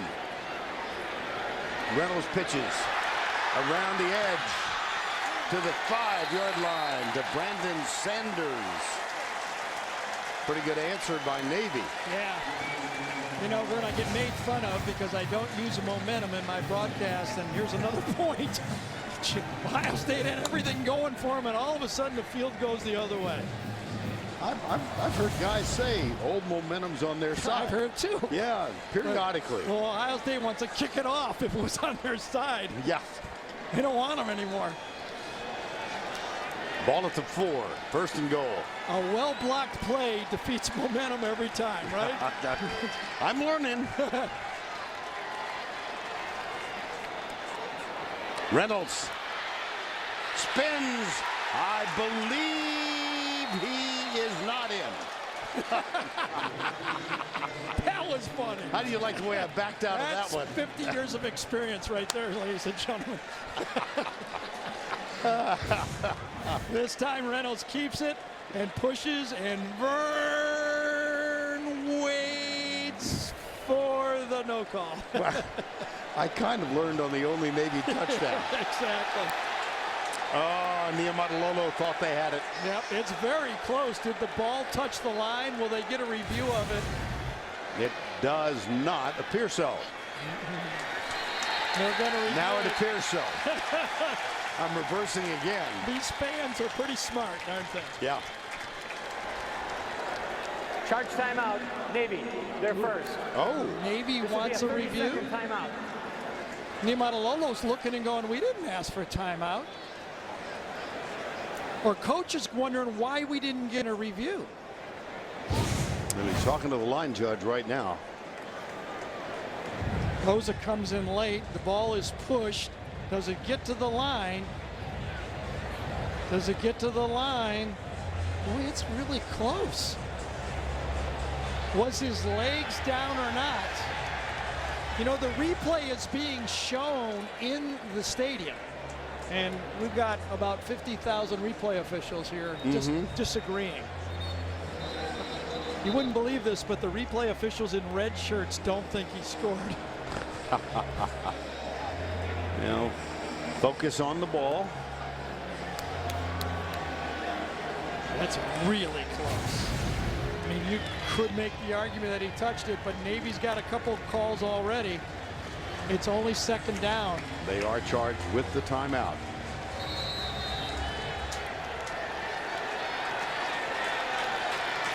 Reynolds, quarterback sneak. Yes, touchdown. I'll tell you, Reynolds takes a fair amount of punishment playing quarterback for Navy, doesn't he? In 13 of 21 games of his career, Keenan Reynolds has carried the ball more than 20 times. And he gets hit a lot.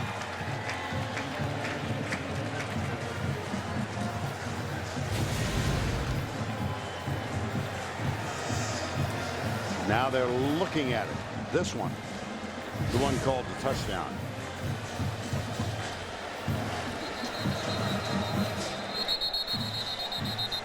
Yeah, that's going to stand. He got the ball to touch the line that time.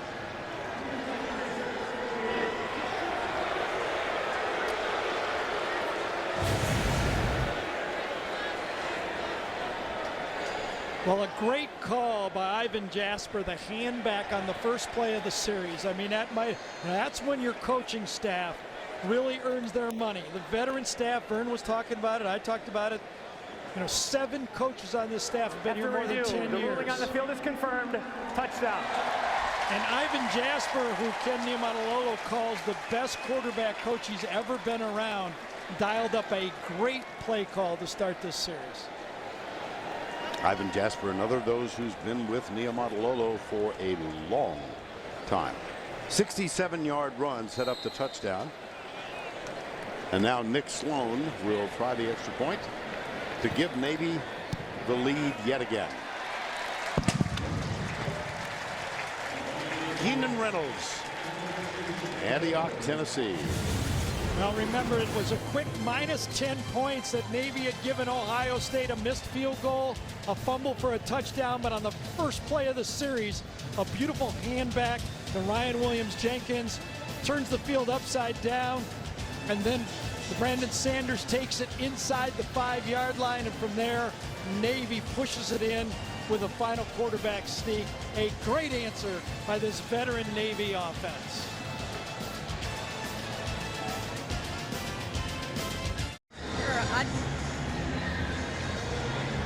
Keenan Reynolds got the touchdown from a yard out, 14-13, after the extra point.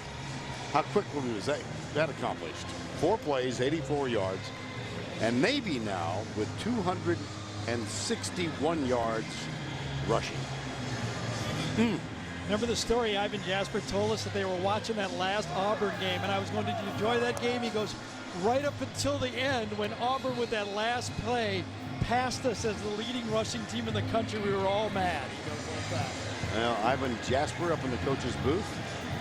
The offensive coordinator's 15 years at the Naval Academy. 14-13. Navy with a counterpunch. Austin Grebe will kick off, number 43. And this one is deep and taken 9 yards back.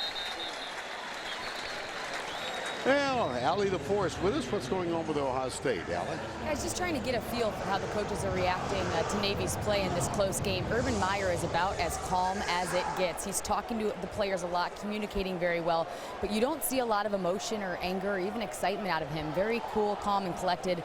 Co-offensive coordinator Ed Warner had some of the players doing some footwork drills on the sideline just to keep them loose, and his big message was just to follow the ball. That's what we're seeing down here. All right, Allie, thank you. Ed Warner had some experience playing against this Navy team. He was for 12 years with the Army staff. And, of course, Urban Meyer was on the Notre Dame staff that played Navy regularly. And Ed Warner was also at Notre Dame. He's faced him 19. This is his 19th time he's faced Navy. My goodness. Dontre Wilson nailed by James Britton. Well, James Britton is one of those 2 inside linebackers that Navy needed to replace. Remember, a year ago, Corey Peterson and DJ Sargenti led this team with 252 total tackles. But you know what? When you play inside linebacker in Navy, you make tackles. And they have other guys to replace them. Second down, 11. Barrett lofts it. And is it caught? Yep. Yes. Michael Thomas, number 3. 22-yard gain. Got to give credit to Ohio State with this play call right here. They took the pressure off the quarterback and still threw the ball downfield. That's no read for the quarterback. JT Barrett just had 2 receivers, one in the flat and one deep. He rolls out. Real confident throw from JT Barrett. Had a first down at the 46. Good call to take the pressure off of a young quarterback. They get him outside and throw to the sideline. Rod Smith, the running back. He gets it. High steps out of a tackle. That was a potential loss. Armed Forces football is proudly supported by Golden Corral. Of course, we're the lucky ones that are going to be back here on December 13th for Army-Navy. I'm just guessing it might be a little chillier.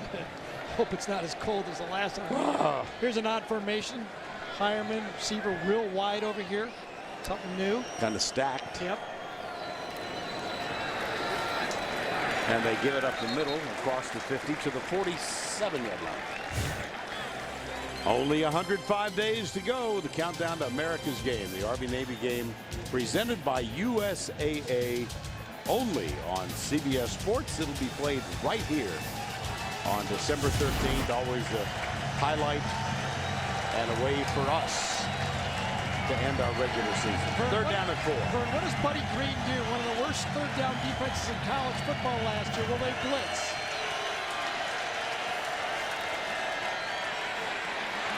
Oh, that's very close.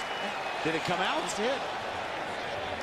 It did. Oh, wow. Great second effort, but maybe too much effort. Was his leg down? Taylor Decker, the only returning offensive lineman, made the recovery. It's going to be 4th and 1, and they're going to go quickly. I don't think he was down. This might be reviewable. Too late now. Navy with a stop. I cannot believe Ohio State didn't ask for a review on that play. Will Anthony made the tackle. And I don't know what the replay official was doing. The replay official should have stopped that game. Let's take a look first at the third down play. I don't think he's down.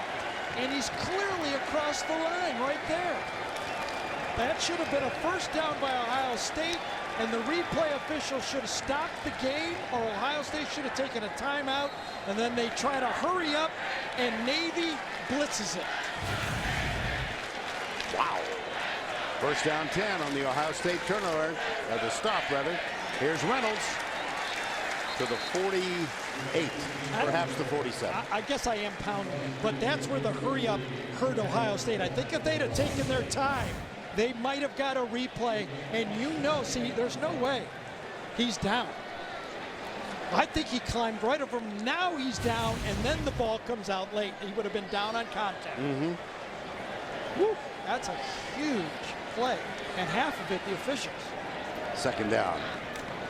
They test the middle, and they don't get anything. Maybe a half yard. Guess who's there again? This time it's Washington. Adolphus Washington. Gary's pointed out he and Bennett have dominated that middle. Third down.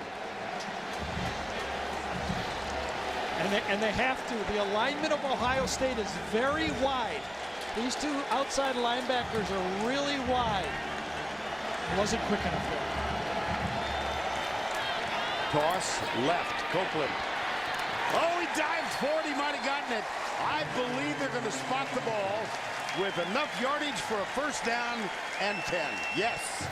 I'll tell you, this is like, I mean, there's so many different ways to attack as they go forward. And Copeland did not touch a knee down, and he dove for the first down. I mean, you run, and like Ivan Jasper, he ran this offense as a quarterback, and now he's called it for over 10 years. But as you saw Copeland dive forward, Vern, another athletic play. Oh, there's a pretty good one. That's Darren Lee, number 43, who had the big fumble return for a touchdown earlier in this quarter. And Darren Lee was and that should have probably been another give. Another mistake, and Darren Lee, a little bit of a stunt on defense. Defensive coordinator Chris Ash moving his defense a little bit more here in the second half. They're not just standing there. That was a called blitz play.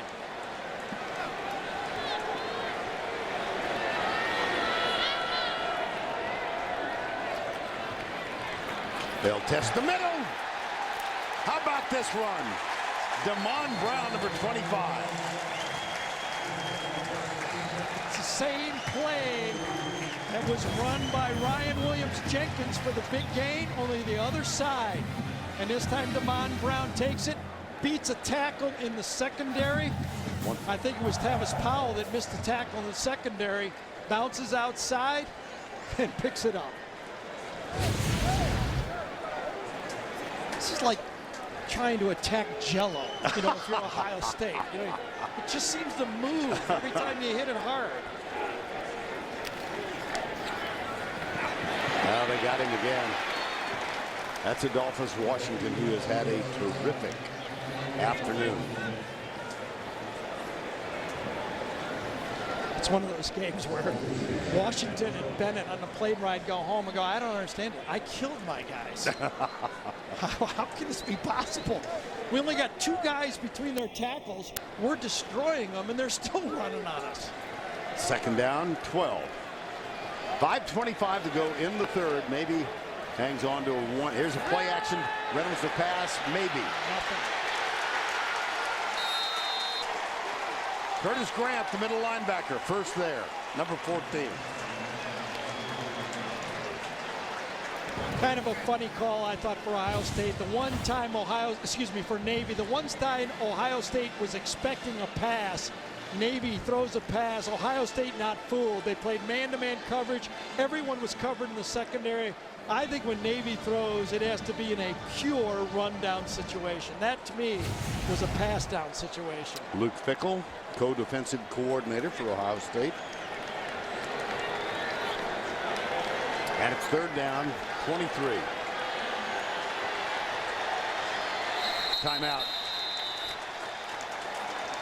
Yeah, you know, I don't even know if I'd have used my timeout there. I think I'd just kept it and taken a 5-yard penalty. That valuable timeout they may need later. No. Not bad. Aaron Taylor will be out there tonight. You know, next year, if I have a good idea to do another game, should I suggest Hawaii? Or would you please? I come back from vacation in June. Because I had my eye on this one, but maybe I should choose Hawaii. Larry Johnson, 18 years as a line coach defensively at Penn State in his first year, and that position for Urban Meyer. Reynolds sidearms it. It's caught by Jameer Tillman. Larry Johnson's son, a pretty good player, too. Larry had 6 #1 draft picks at defensive line, and I think you could see this Ohio State defensive line has really looked to promise with Larry's coaching right there, and his recruiting abilities are pretty good, too. But you see what I'm talking about, that timeout? I mean, now Navy with 1 timeout left in the game, there wasn't much of a chance to pick up that first down. I'd have taken the 5 yards. What's the difference, the punt here or where it was? I just, for Navy's sake, hope they don't need that extra timeout. Fourth down. Yeah, there's a 5-yard penalty on top of it.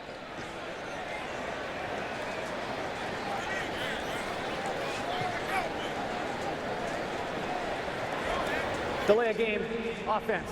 5-yard penalty, 4th down. Please remind me next time I mention fewest penalties in the country. Yeah, to just bury that thought. Beltran. Dontre Wilson.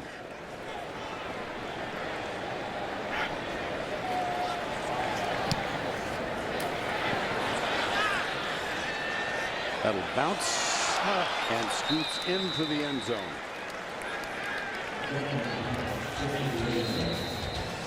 .421 to go, third quarter.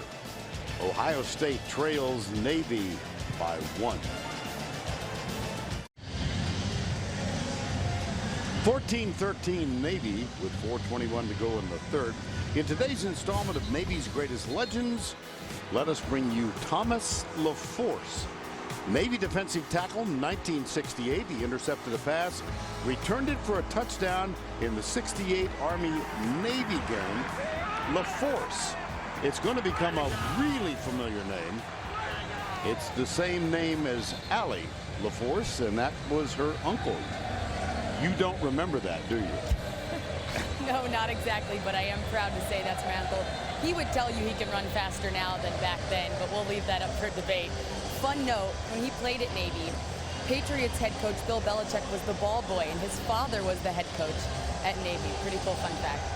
All right, Allie. And by the way, Allie LaForce, new to our crew this year, played basketball for Ohio University, and you scored your first 2 points against Navy. Aha. Yes, and it was at Navy, the most beautiful campus, and I have to say I have fond memories there. Great, Allie. Thank you. Here we go deep. He's got him. Oh, does he ever? Oh, my goodness. Devin Smith, untouched, touchdown, Ohio State. Kind of been waiting for that all game.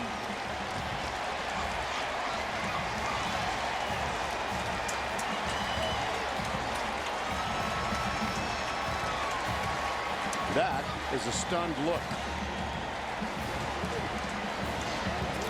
Bertrand, number 17, Quazell Bertrand, froze on the play action pass. And all game we've been kind of waiting. When will Ohio State throw the deep ball? Nurenberger with the extra point. That one went 80 yards, 8-0.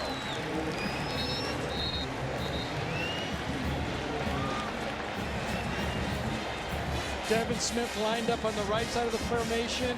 Little play action pass. And he just sprints right by the secondary. That's where he's lined up. Play action pass. The Navy secondary freezes. And then the ball is, smartly underthrown here. You don't want to miss a guy like that. You don't need to prove how good of an arm you have when you got a guy 10 yards in the open. And Devin Smith, one of the 2 senior receivers. We talked about all those little slot backs. But Devin Smith, that is a play call right there. Navy did it with one play call, an inside hand. Ohio State comes back with a play action pass.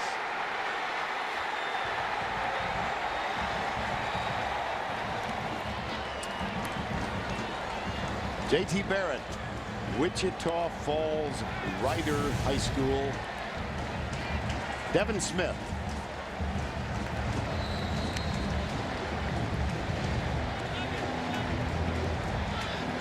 Way to go. Still plenty of time in this football game. You think it seems like the game is this third quarter's taking a long. A lot has happened here. The fumble for the touchdown. Ran back by Navy. Now big touchdown there. Touchback.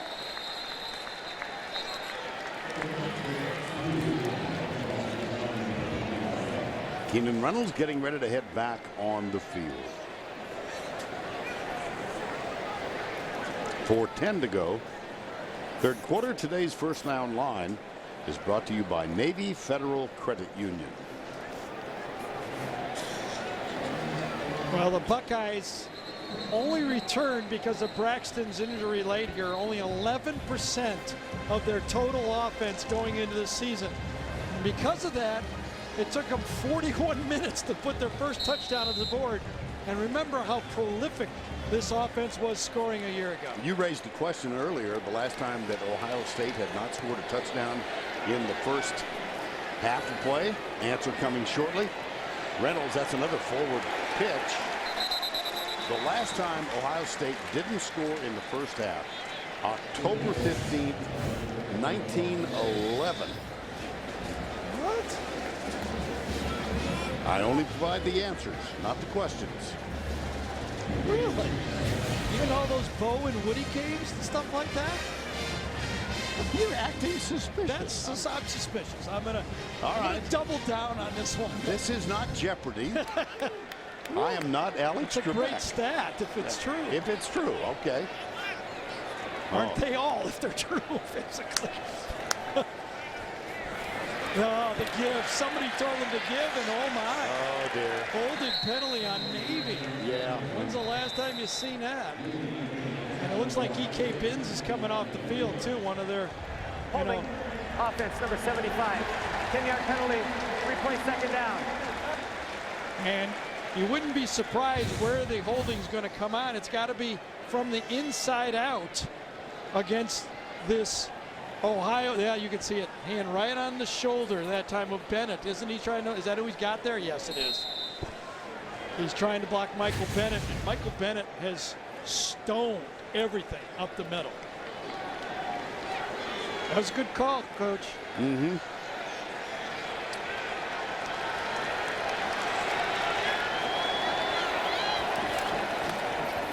Second and 17 up the middle. Nice defensive stop to avoid even more yards on the ground. Ryan Williams-Jenkins tackled by Von Bell, number 11. Bell, one of those redshirt freshmen who was in a battle either or. Beg your pardon, sophomore.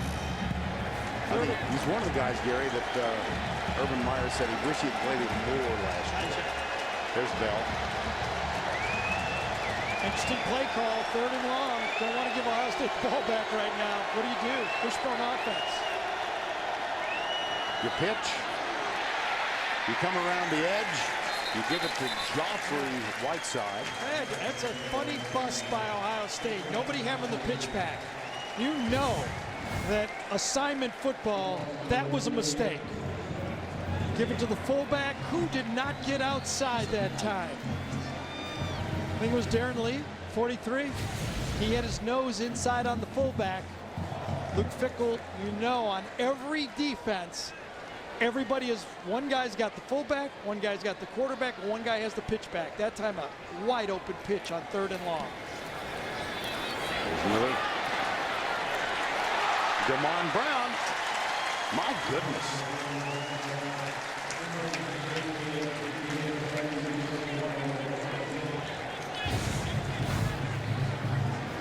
Run your offense. Stay with your fundamentals. Throw on the linebackers. North and South football, run the option wide. Here they come. Inside the 40, down to the 39.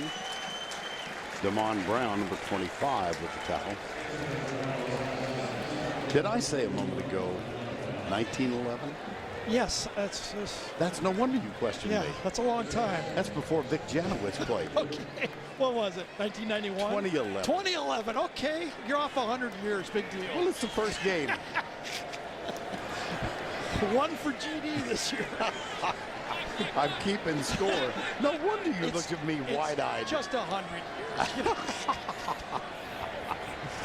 Oh goodness. Oh, nice play. Wow. And you have to believe that Ivan Jasper has said, come on, Keenan, stick with your reads. Give the football to the fullback some. They're stretching us out. Don't give up on your first guy. Trust your offensive line, and if he had done that a little bit earlier, they might not have had a fumble for a touchdown. Good coaching, good adjustments from the sideline. First down and 10. And here comes the pitch and the run to the right side. And again, this is Tony O'Gully. They just use a variety of backs and keep coming at you. You know, if you're under 5'9" and you're fast, go to Navy. And you're a good student. I could add about 10 more other things, but yeah, it's not a bad offense for you here, right here, is it? Now, you asked Keenan Reynolds the other day if there are more offenses evolving toward this style of play. I think you think there are, right? Well, a little bit of what Auburn was doing. Okay. You know, from their shotgun, they're running a lot of these similar plays. Wow. To Brandon Sanders. That should be the final play of the 3rd quarter. It is. Well, what a good football game. Isn't it, though?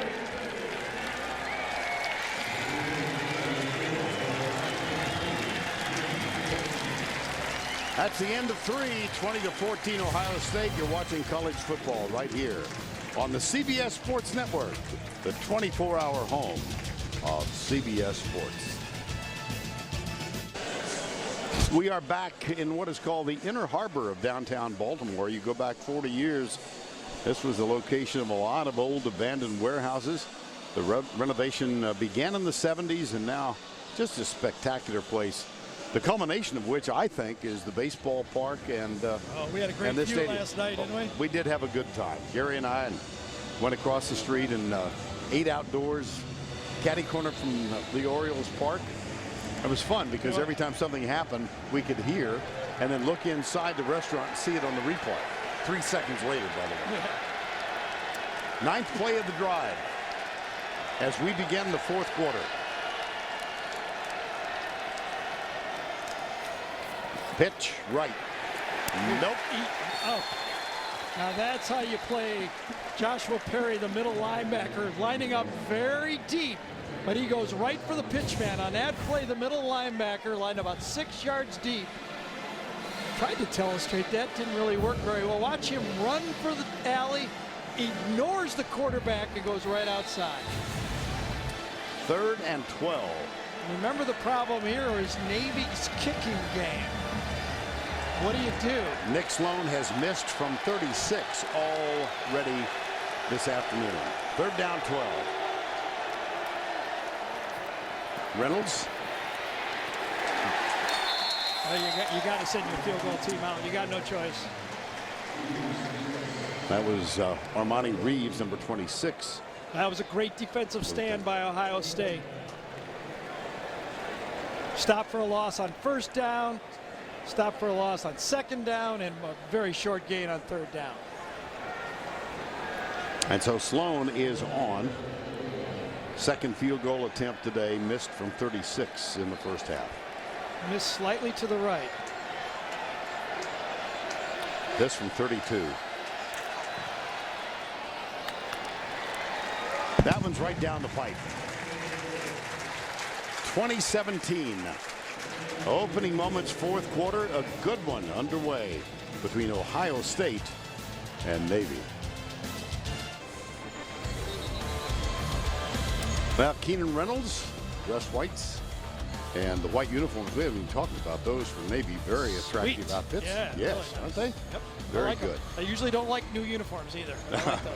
We begin the fourth quarter. Gary Danielson, Vern Lundquist, Allie LaForce down on the field. 2 big plays for Ohio State highlight that third quarter. Right. How about that? 7 plays for Ohio State in that third quarter, and they got 14 points. Of course, they got the defensive touchdown. Going to be no fatigue by anybody in this football game. That's not going to be a factor. The Navy offense is moving the ball, but Ohio State has been able to play the bend but don't break defense, basically. Really good football game. You know, that big pass for J.T. Barrett, that should loosen him up. You know, those deep passes for an inexperienced quarterback are pretty easy to throw.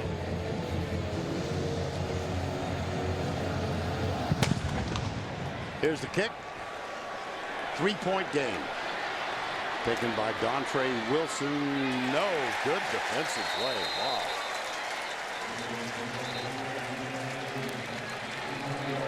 And now it's time for our Geico difference makers. Here's Keenan Reynolds. 22 rushes, 41 yards, 2 of 4 passing. And that's usually about the difference in number of rushes and number of passes. And J.T. Barrett had the big one of 80 yards. 10 of 13, 1 touchdown, and interception. I think Ohio State's done a nice job on Keenan Reynolds. Usually that's about as many attempts, but he's not getting any big plays. Right. Curtis Samuel is the running back now. Man, what do you do if you're Ohio State? Are you going to go? You can't go fool them again going deep. But you sure love your matchups outside. Will Anthony got there defensively. Nice play. You know, as we talked about Urban Meyer and his offensive coordinator Tom Herman, you know, this is who they selected. J.T. Barrett is the guy they went and found. He was ranked, look at that, 4th, 6th, 7th. You know, look at this Kenny Hill.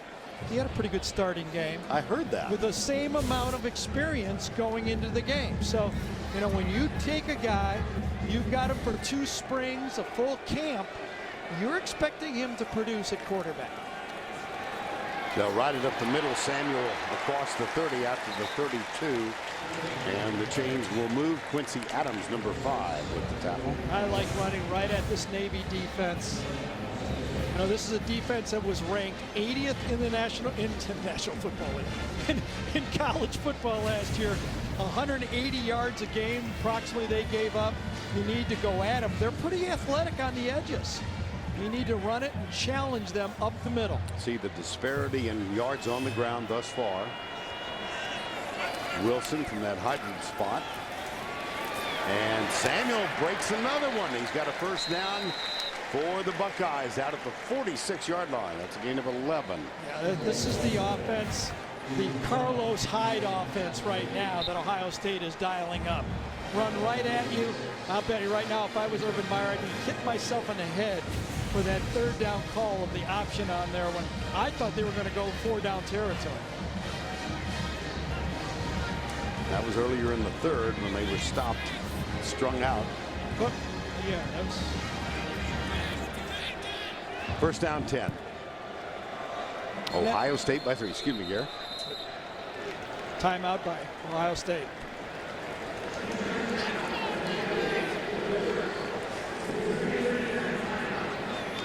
Urban Meyer, third year at Ohio State. Native Ohioan from Ashtabula.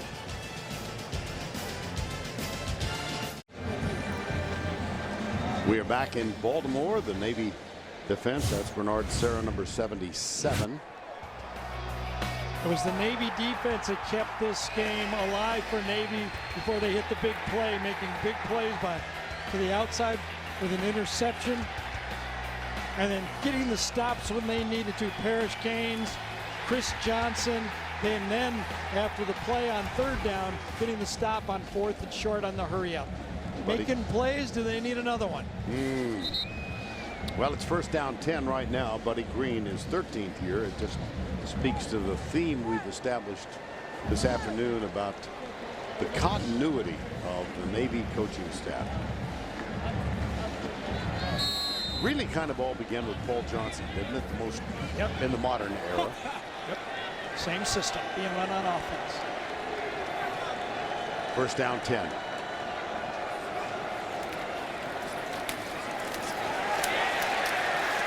Nothing. One thing is, to me, very apparent about J.T. Barrett. He doesn't possess the running skills anywhere near to what Urban is used to in his spread quarterback. You know, from Alex Smith at Utah to when he was at Bowling Green or with Tim Tebow. You know, that may be why with Allie in the opening he brought up Chris Leak's name, because his running skills are, you know, just pretty average. Chris Leak-like. Yeah, I give him a benefit of the doubt a little better than that, but not in modern day football in the spread. You usually look for a little bit more than that. And that is not to diminish the impact that Chris Leak had on that Florida program. But remember, he had a freshman, Tim Tebow, that ran the short yardage third down play. I kind of remember one in Tennessee. Yes, exactly. 3rd and 3. Remember, Navy blitzed a 4th down and short. Will they blitz this? Ohio State stays way spread. Yes, 3 wide to the left, 1 right. They blitz it. Here comes the blitz. Barrett. Oh, he got loose. Yeah. Now, what's the spot? No. Looks like he's just a foot or so short. Well, you got a new quarterback. You've got a new offensive line. You were stopped last time on 4th and short. This is why you get paid the big bucks, Urban, to make decisions like this. It would appear he's going to go for the first down.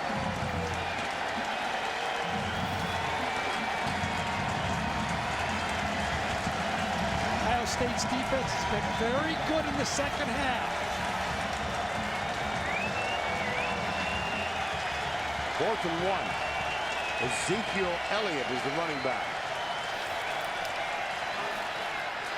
Close, but I think he got it. Let's see.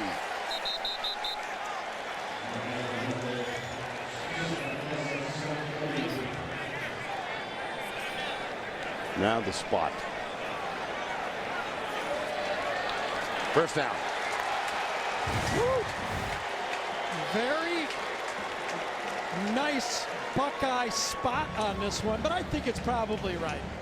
He got to the line, I think. Good blocking up front by that Ohio State offensive line. I think it was Pat Elfin, number 65, that got the big block that time. First down 10. 20:17 under 10 to go. Oh. Are they going to review this? No. Navy takes their last timeout for a replay. Niumatalolo just throwing the dice on the table there. It's incredible to burn your last timeout asking for a replay. Nevertheless.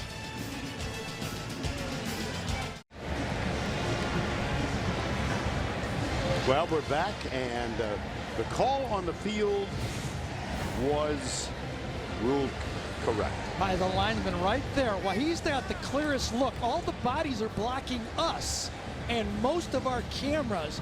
Clear look running in right there. I thought it was a big gamble by Coach Niumatalolo. There's nothing we can tell of an elbow or a knee down, so you got to go with the linesman, and he makes the call, and they're going to stick with it. You know, that's 3 questionable uses of timeouts for Navy in this second half. And they have none remaining.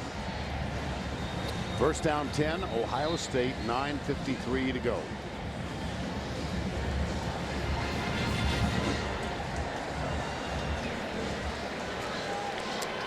Ball is at the 44. Touchdowns third quarter. A 61-yard fumble return, Darren Lee. And then an 80-yard pass, Devin Smith from Barrett. Ohio State leads it by 3.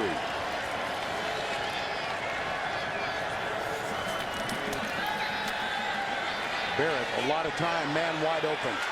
That's caught out on the near side by Evan Spencer, number 6. I tell you, J.T. Barrett hung in the pocket. Good pass protection from the offensive line. Went through his reads and confidently threw that ball. That offensive line that was giving up pressure early, but remember, those were third down plays. This is a first down call. A wheel route to the slot.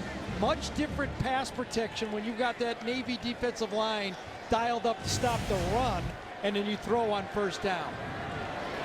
9:26 to go. Left side, Wilson. Woo, was that a quick cut? Holy cow. He's got a couple of moves. He sure does. Again, he plays that slot back position. Recruited player out of Texas high school, running back, and you can see the moves. Pat Elflein was leading the way around the left side. It has been aggressive offense by Ohio State in the second half. The long pass on first down, the long pass right there, a little more power inside. Good job by the Ohio State Buckeye offensive staff. 9 to go. Up the middle, touchdown Buckeyes. Ezekiel Elliott, untouched.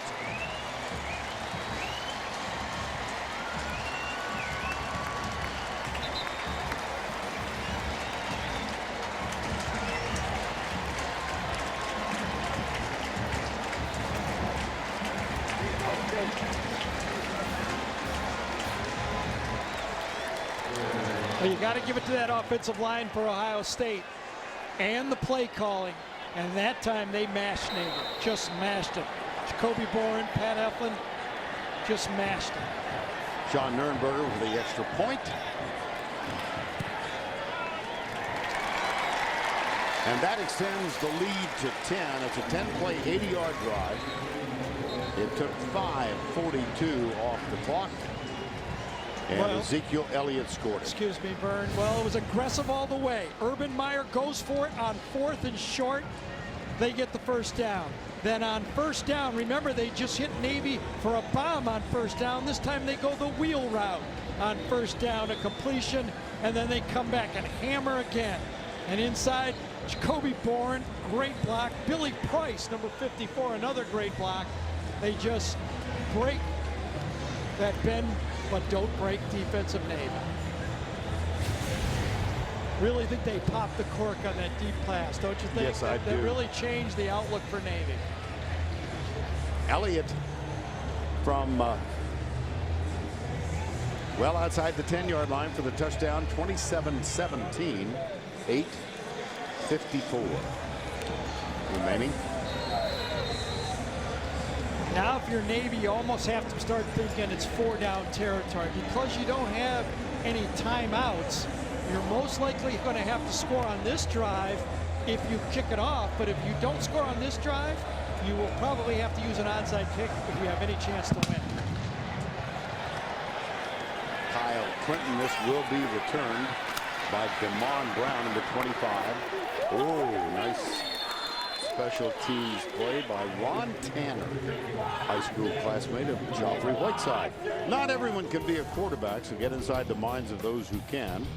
Join Rich Gannon, Steve Bierlein, Trent Green, and host Adam Shine when NFL Monday Quarterback Delivered by FedEx returns Monday, September 8th at 5 Eastern, only on CBS Sports Network, the 24-hour home of CBS Sports.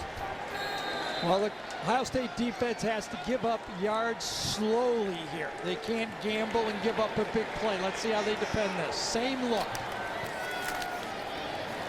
First and 10. Same results. Yep, exactly. Michael Bennett, 63.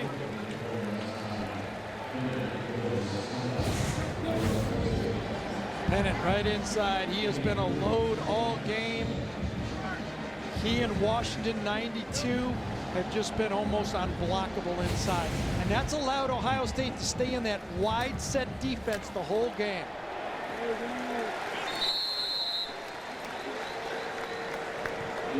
It'll be third down after that last play.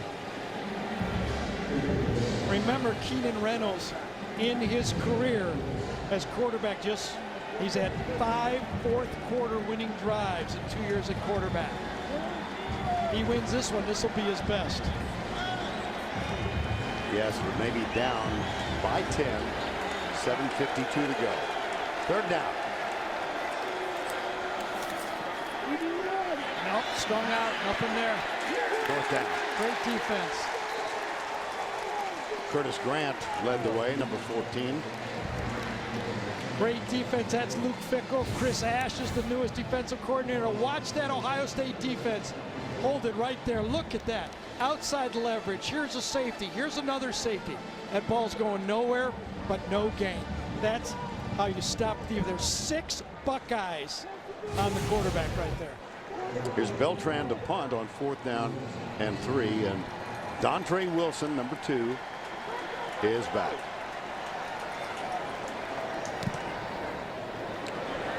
Nice tight spiral, taken at the 22. And tackled at the 30-yard line by George Jamison. 51-yard punt, 8 on the return. Buckeyes have established a 10-point margin. College football on CBS Sports Network is being brought to you by TrueCar. When buying a car, save time, save money, and never overpay. Visit TrueCar.com. By Bud Light, who reminds fans to stay in the game and drink responsibly. And by Bass Pro Shops. Your adventure starts here.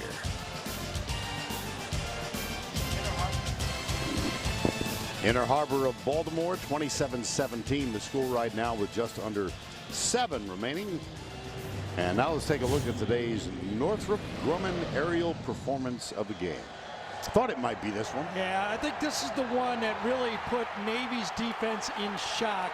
Remember, Ohio State had the ball 6 times to start the game, scored 6 points, and produced 190 yards. The last 2 series, 14 points and 160 yards.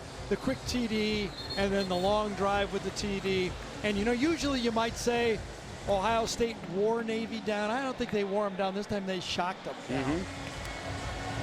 Well, they are seemingly in command now with this 10-point lead and under 7 remaining. Next up for the Buckeyes, they've got Virginia Tech. And next up for Navy, Temple. Look at that time of possession. It's like momentum. Never know, right? You know, Dontre Wilson, yep. It's interesting here. I think this is going to be, Ohio State holds on to this, a big win for them mentally. Remember how they finished last year against Michigan? They gave up 603 yards defensively. Michigan State, who had only gone over 400 against Indiana, Illinois, and Northwestern, put over 400 on Ohio State. And then they finished up in the Orange Bowl with Clemson putting 576. They were shocked. They retooled. I think their defense has done a nice job out here today. It's not easy stopping this triple option, but that is a good sign for the Buckeyes going forward. 27-17, second down and 4. Barrett. Well, not exactly reminiscent of Braxton Miller, but a nice run. Just those little keeps. If you can do it, you know, he's going to be a passing quarterback. And watching him play right here, this is going to look a little bit different for Ohio State. They're going to have to play power, and his keeps are going to be plays to change up the defense. It won't be featured in the offense. Well, you remember, of course you do, the game manager tag that Yes. was affixed to Alabama quarterbacks. Here's a new one. I've read it about 5 times about Barrett. He's a distributor. Distributor, yes. Sounds like he's selling batteries. Door to door. Yes. 5:41 to go. Left side. And of course, Navy has used all 3 of its timeouts, sometimes in a puzzling fashion. Let's talk about Navy a little bit. We were with them 2 years ago when they kind of got outmanned by Notre Dame. That Notre Dame team played for the national championship. But this time, this Navy team wasn't outmanned. You know, they were on the football field. They are a much different looking team. You look at their schedule as it unfolds. A couple of teams are starting to get a little better that they face, and then they got that Notre Dame game. You know, for them to get 9 or 10 wins, I think it's still possible for them. That Notre Dame game will be on CBS in prime time. And here's the stop. Second down and 7 becomes a third down. And let's take a look at this Navy schedule. Temple, Texas State, Rutgers with a big win. Yeah, but Temple and Rutgers both have a big win. Yes. And then at Air Force, and farther down, November 1st, Notre Dame, Georgia Southern, South Alabama, and then that game here against Army. Third down, 11. And Ohio State is going to run the ball here and take 40 seconds off the clock, don't you think? Yeah, I do. Yes, they're going to run the ball. And they get a first down plus 3 yards. And How very about that? smartly, JT takes a knee there. When he knew he had the first down, he didn't expose the football. I mean, Navy, I'm surprised they even thought there was any possibility of this being a pass. Good block by Elliott downfield that time. Basically. Oh, that's gains of 19 and 15 yards Right. on this drive. Today's first down line is brought to you by Navy Federal Credit Union. Under 4 to go. Because Navy had no timeouts, Ohio State was able to run the ball on every play. They knew they had the clock in their favor. Remember in the 2009 game, Jim Tressel had a lead and he went for a fake field goal. Barrett stopped at the 29. No, he went for it on 4th down. He eschewed a field goal, didn't go for That's it. right. Got stopped. Next play was a touchdown. All of a sudden, it's a football game. You know, so you know, sometimes you got to watch these games that you think you have in control. You don't get that late turnover to turn it around. You know, one little salute there. We showed that pass play to Tom Herman, the offensive coordinator, up in the box in this football game. You know, he's the one that dialed up those aggressive plays in the second half. The first down passes had really changed the kind of the way this game was unfolding. Under 3 to go.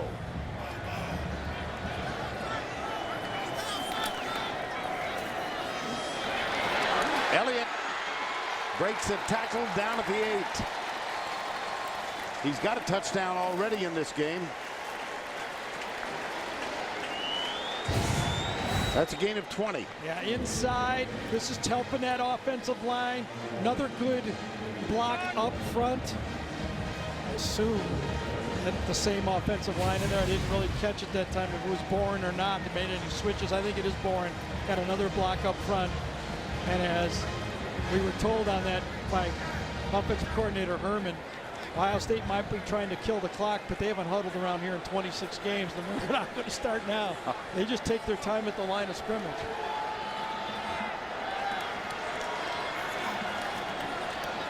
And they use all of the play clock and then flip it out left side. That's Michael Thomas.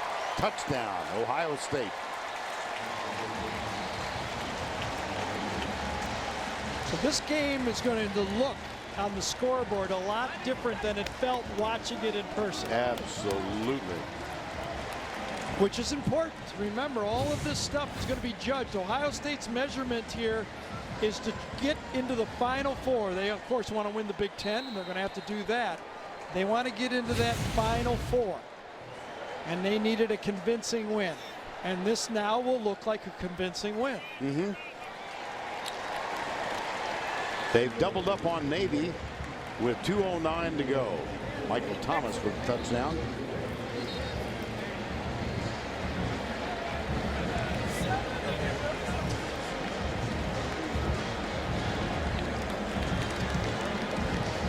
Well, of course, the Big Ten. Other key games this month. Rutgers defeated Washington State by 3 on Thursday. Penn State went to Dublin today and held off UCF, Central Florida, by 2. Wisconsin LSU, that's an attractive season opener tonight. And I think next week it's a must-win for Oregon. I think the Pac-12 conference needs that win. If Ohio State goes, Michigan State goes out there and wins that game, that'll be a big storyline at the end of the year. Do want to take a little time right now to take a shout out to one of our old friends, Steve Snap, longtime SID, helped us a lot. I know you know him too, Vern. Very well. He's one of the great Buckeye people I've met in all the years that I've done Buckeye games. Talked to him on the phone when I was over there. I'm sure he's watching this game. We're all rooting for Steve Snap. Yes, indeed. That goes from all of us here who've known Steve for all these years. He said he did some work for you. Is that right, as a spotter or a researcher? Or... Yeah, back in 1911. Back in the old days before, everybody had cell phones. Steve and I went out golfing before a game. Can you imagine No, that I cannot imagine. I can't even imagine that. With your work ethic? Exactly. I don't think so. Yeah, but all they did was run between the tackles, and it was easy. Yeah. 34-17, 2:09 to go.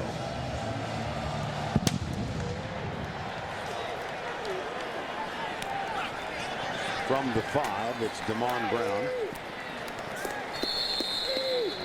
Well, another reminder that one of the biggest events of the fall, Thursday Night Football, now comes to CBS. And it'll all start from here on September 11th with the Pittsburgh Steelers visiting the Ravens. Your football week starts here on CBS. Mr. Roethlisberger, Mr. Flacco, we're looking across at this beautiful stadium and see the world champions 2000 and 2012. Those are two big men right there playing quarterback. They both weighed a little more than you did. Those are big guys. Yeah. Saw Ben play in college, a tape of him against Northwestern when my son was at Northwestern. He was a skinny little guy playing quarterback back then. Well, Keenan Reynolds is finished for the afternoon. Tago Smith, who's the same class as Keenan Reynolds, is on the field. Good idea to get some snaps for the backup quarterback at Navy. Considering you got to have that experience at quarterback. It's a long season, as many hits. Remember a year ago, Keenan went down against Western Kentucky. Cost them a football game.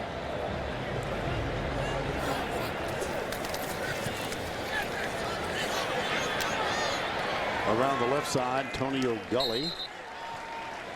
As we'll wind things down here with 1:30 remaining.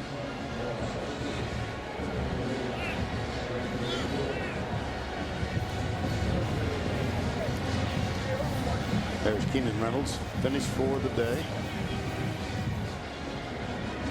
Well, I think this is, of all the teams that Navy has faced, this may be the most talented football team, top to bottom, that they will, maybe that they faced ever, to tell you the truth. I don't think they're going to see any more talent than this all year. Well, here is another look at the midshipman schedule. Just shows you the importance of Navy playing clean, though. I mean, for them to win against these Power 5 teams, conference teams, you can't give up 10 points. They missed a field goal and gave up a 7-point turnaround. That 10 points just changed the football game. Keenan Reynolds telling us last week he grew up in Antioch, Tennessee, and was hoping. His favorite team was Florida. The quarterback at the time was a guy named Tebow. The head coach at the time was Urban Meyer.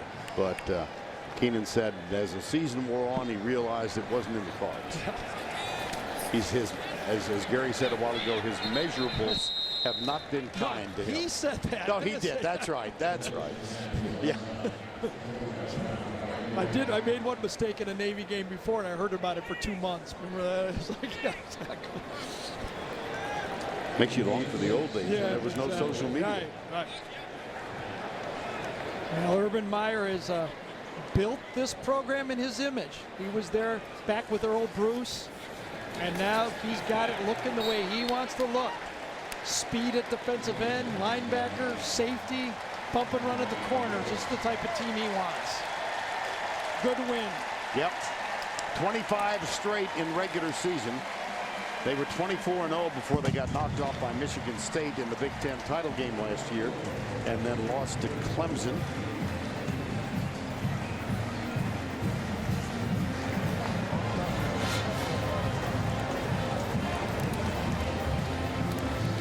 You can almost feel Urban taking a deep exhale and going, I'm glad this one's over.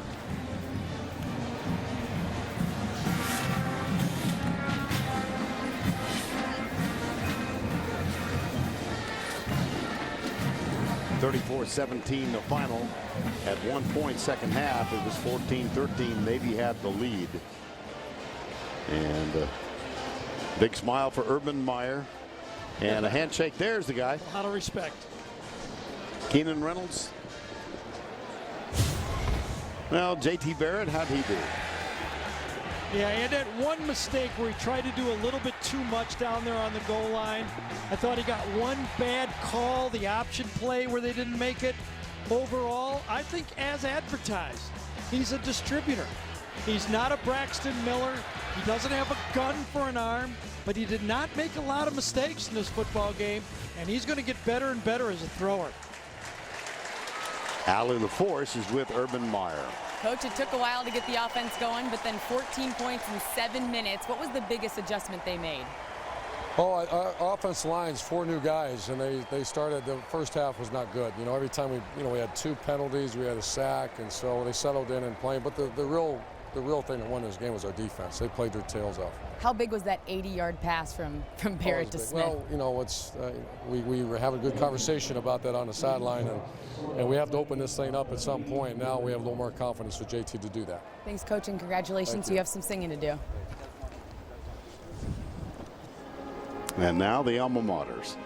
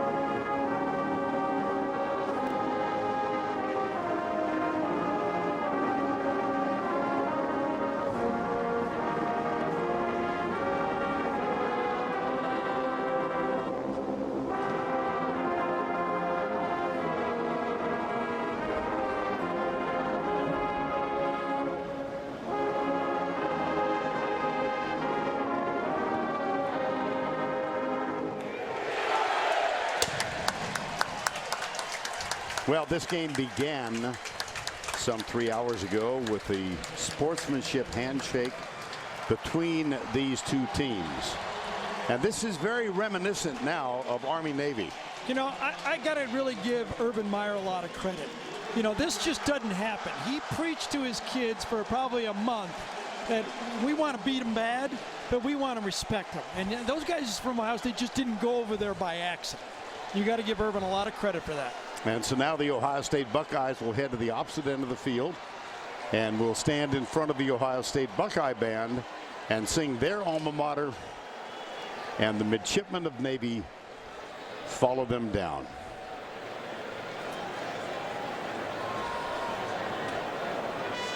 You're not used to having the other team finish second, sing second, are they? No.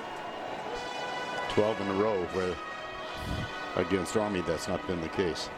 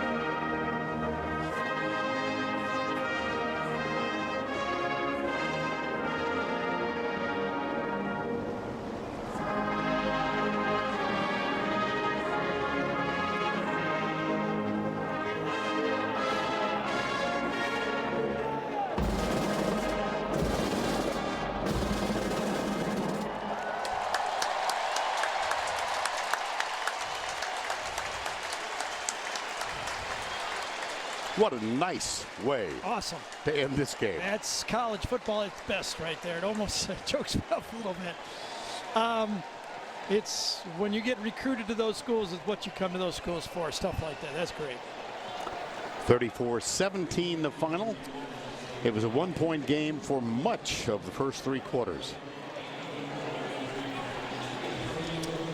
Vern, you know, as I watch this game and watch Ohio State, let's stick with Ohio State because they were picked to be in the Final Four. They're going to be a different football team than they were a year ago.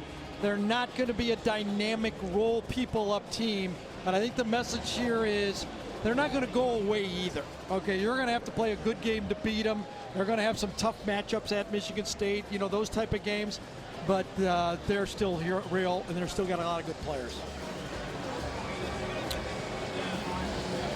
Well, Navy has lost for the first time in the last 5 games. That includes a bowl game win last year.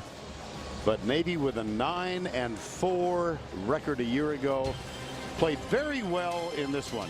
34-17, Ohio State leads Navy and wins it going away. For Gary Danielson, Allie LaForce, and our entire crew, I am Vern Lundquist. This has been a presentation of CBS Sports Network, the 24-hour home of CBS Sports. We now send it to Flushing for live third-round coverage of the U.S. Open presented by Heineken on the CBS Sports Network.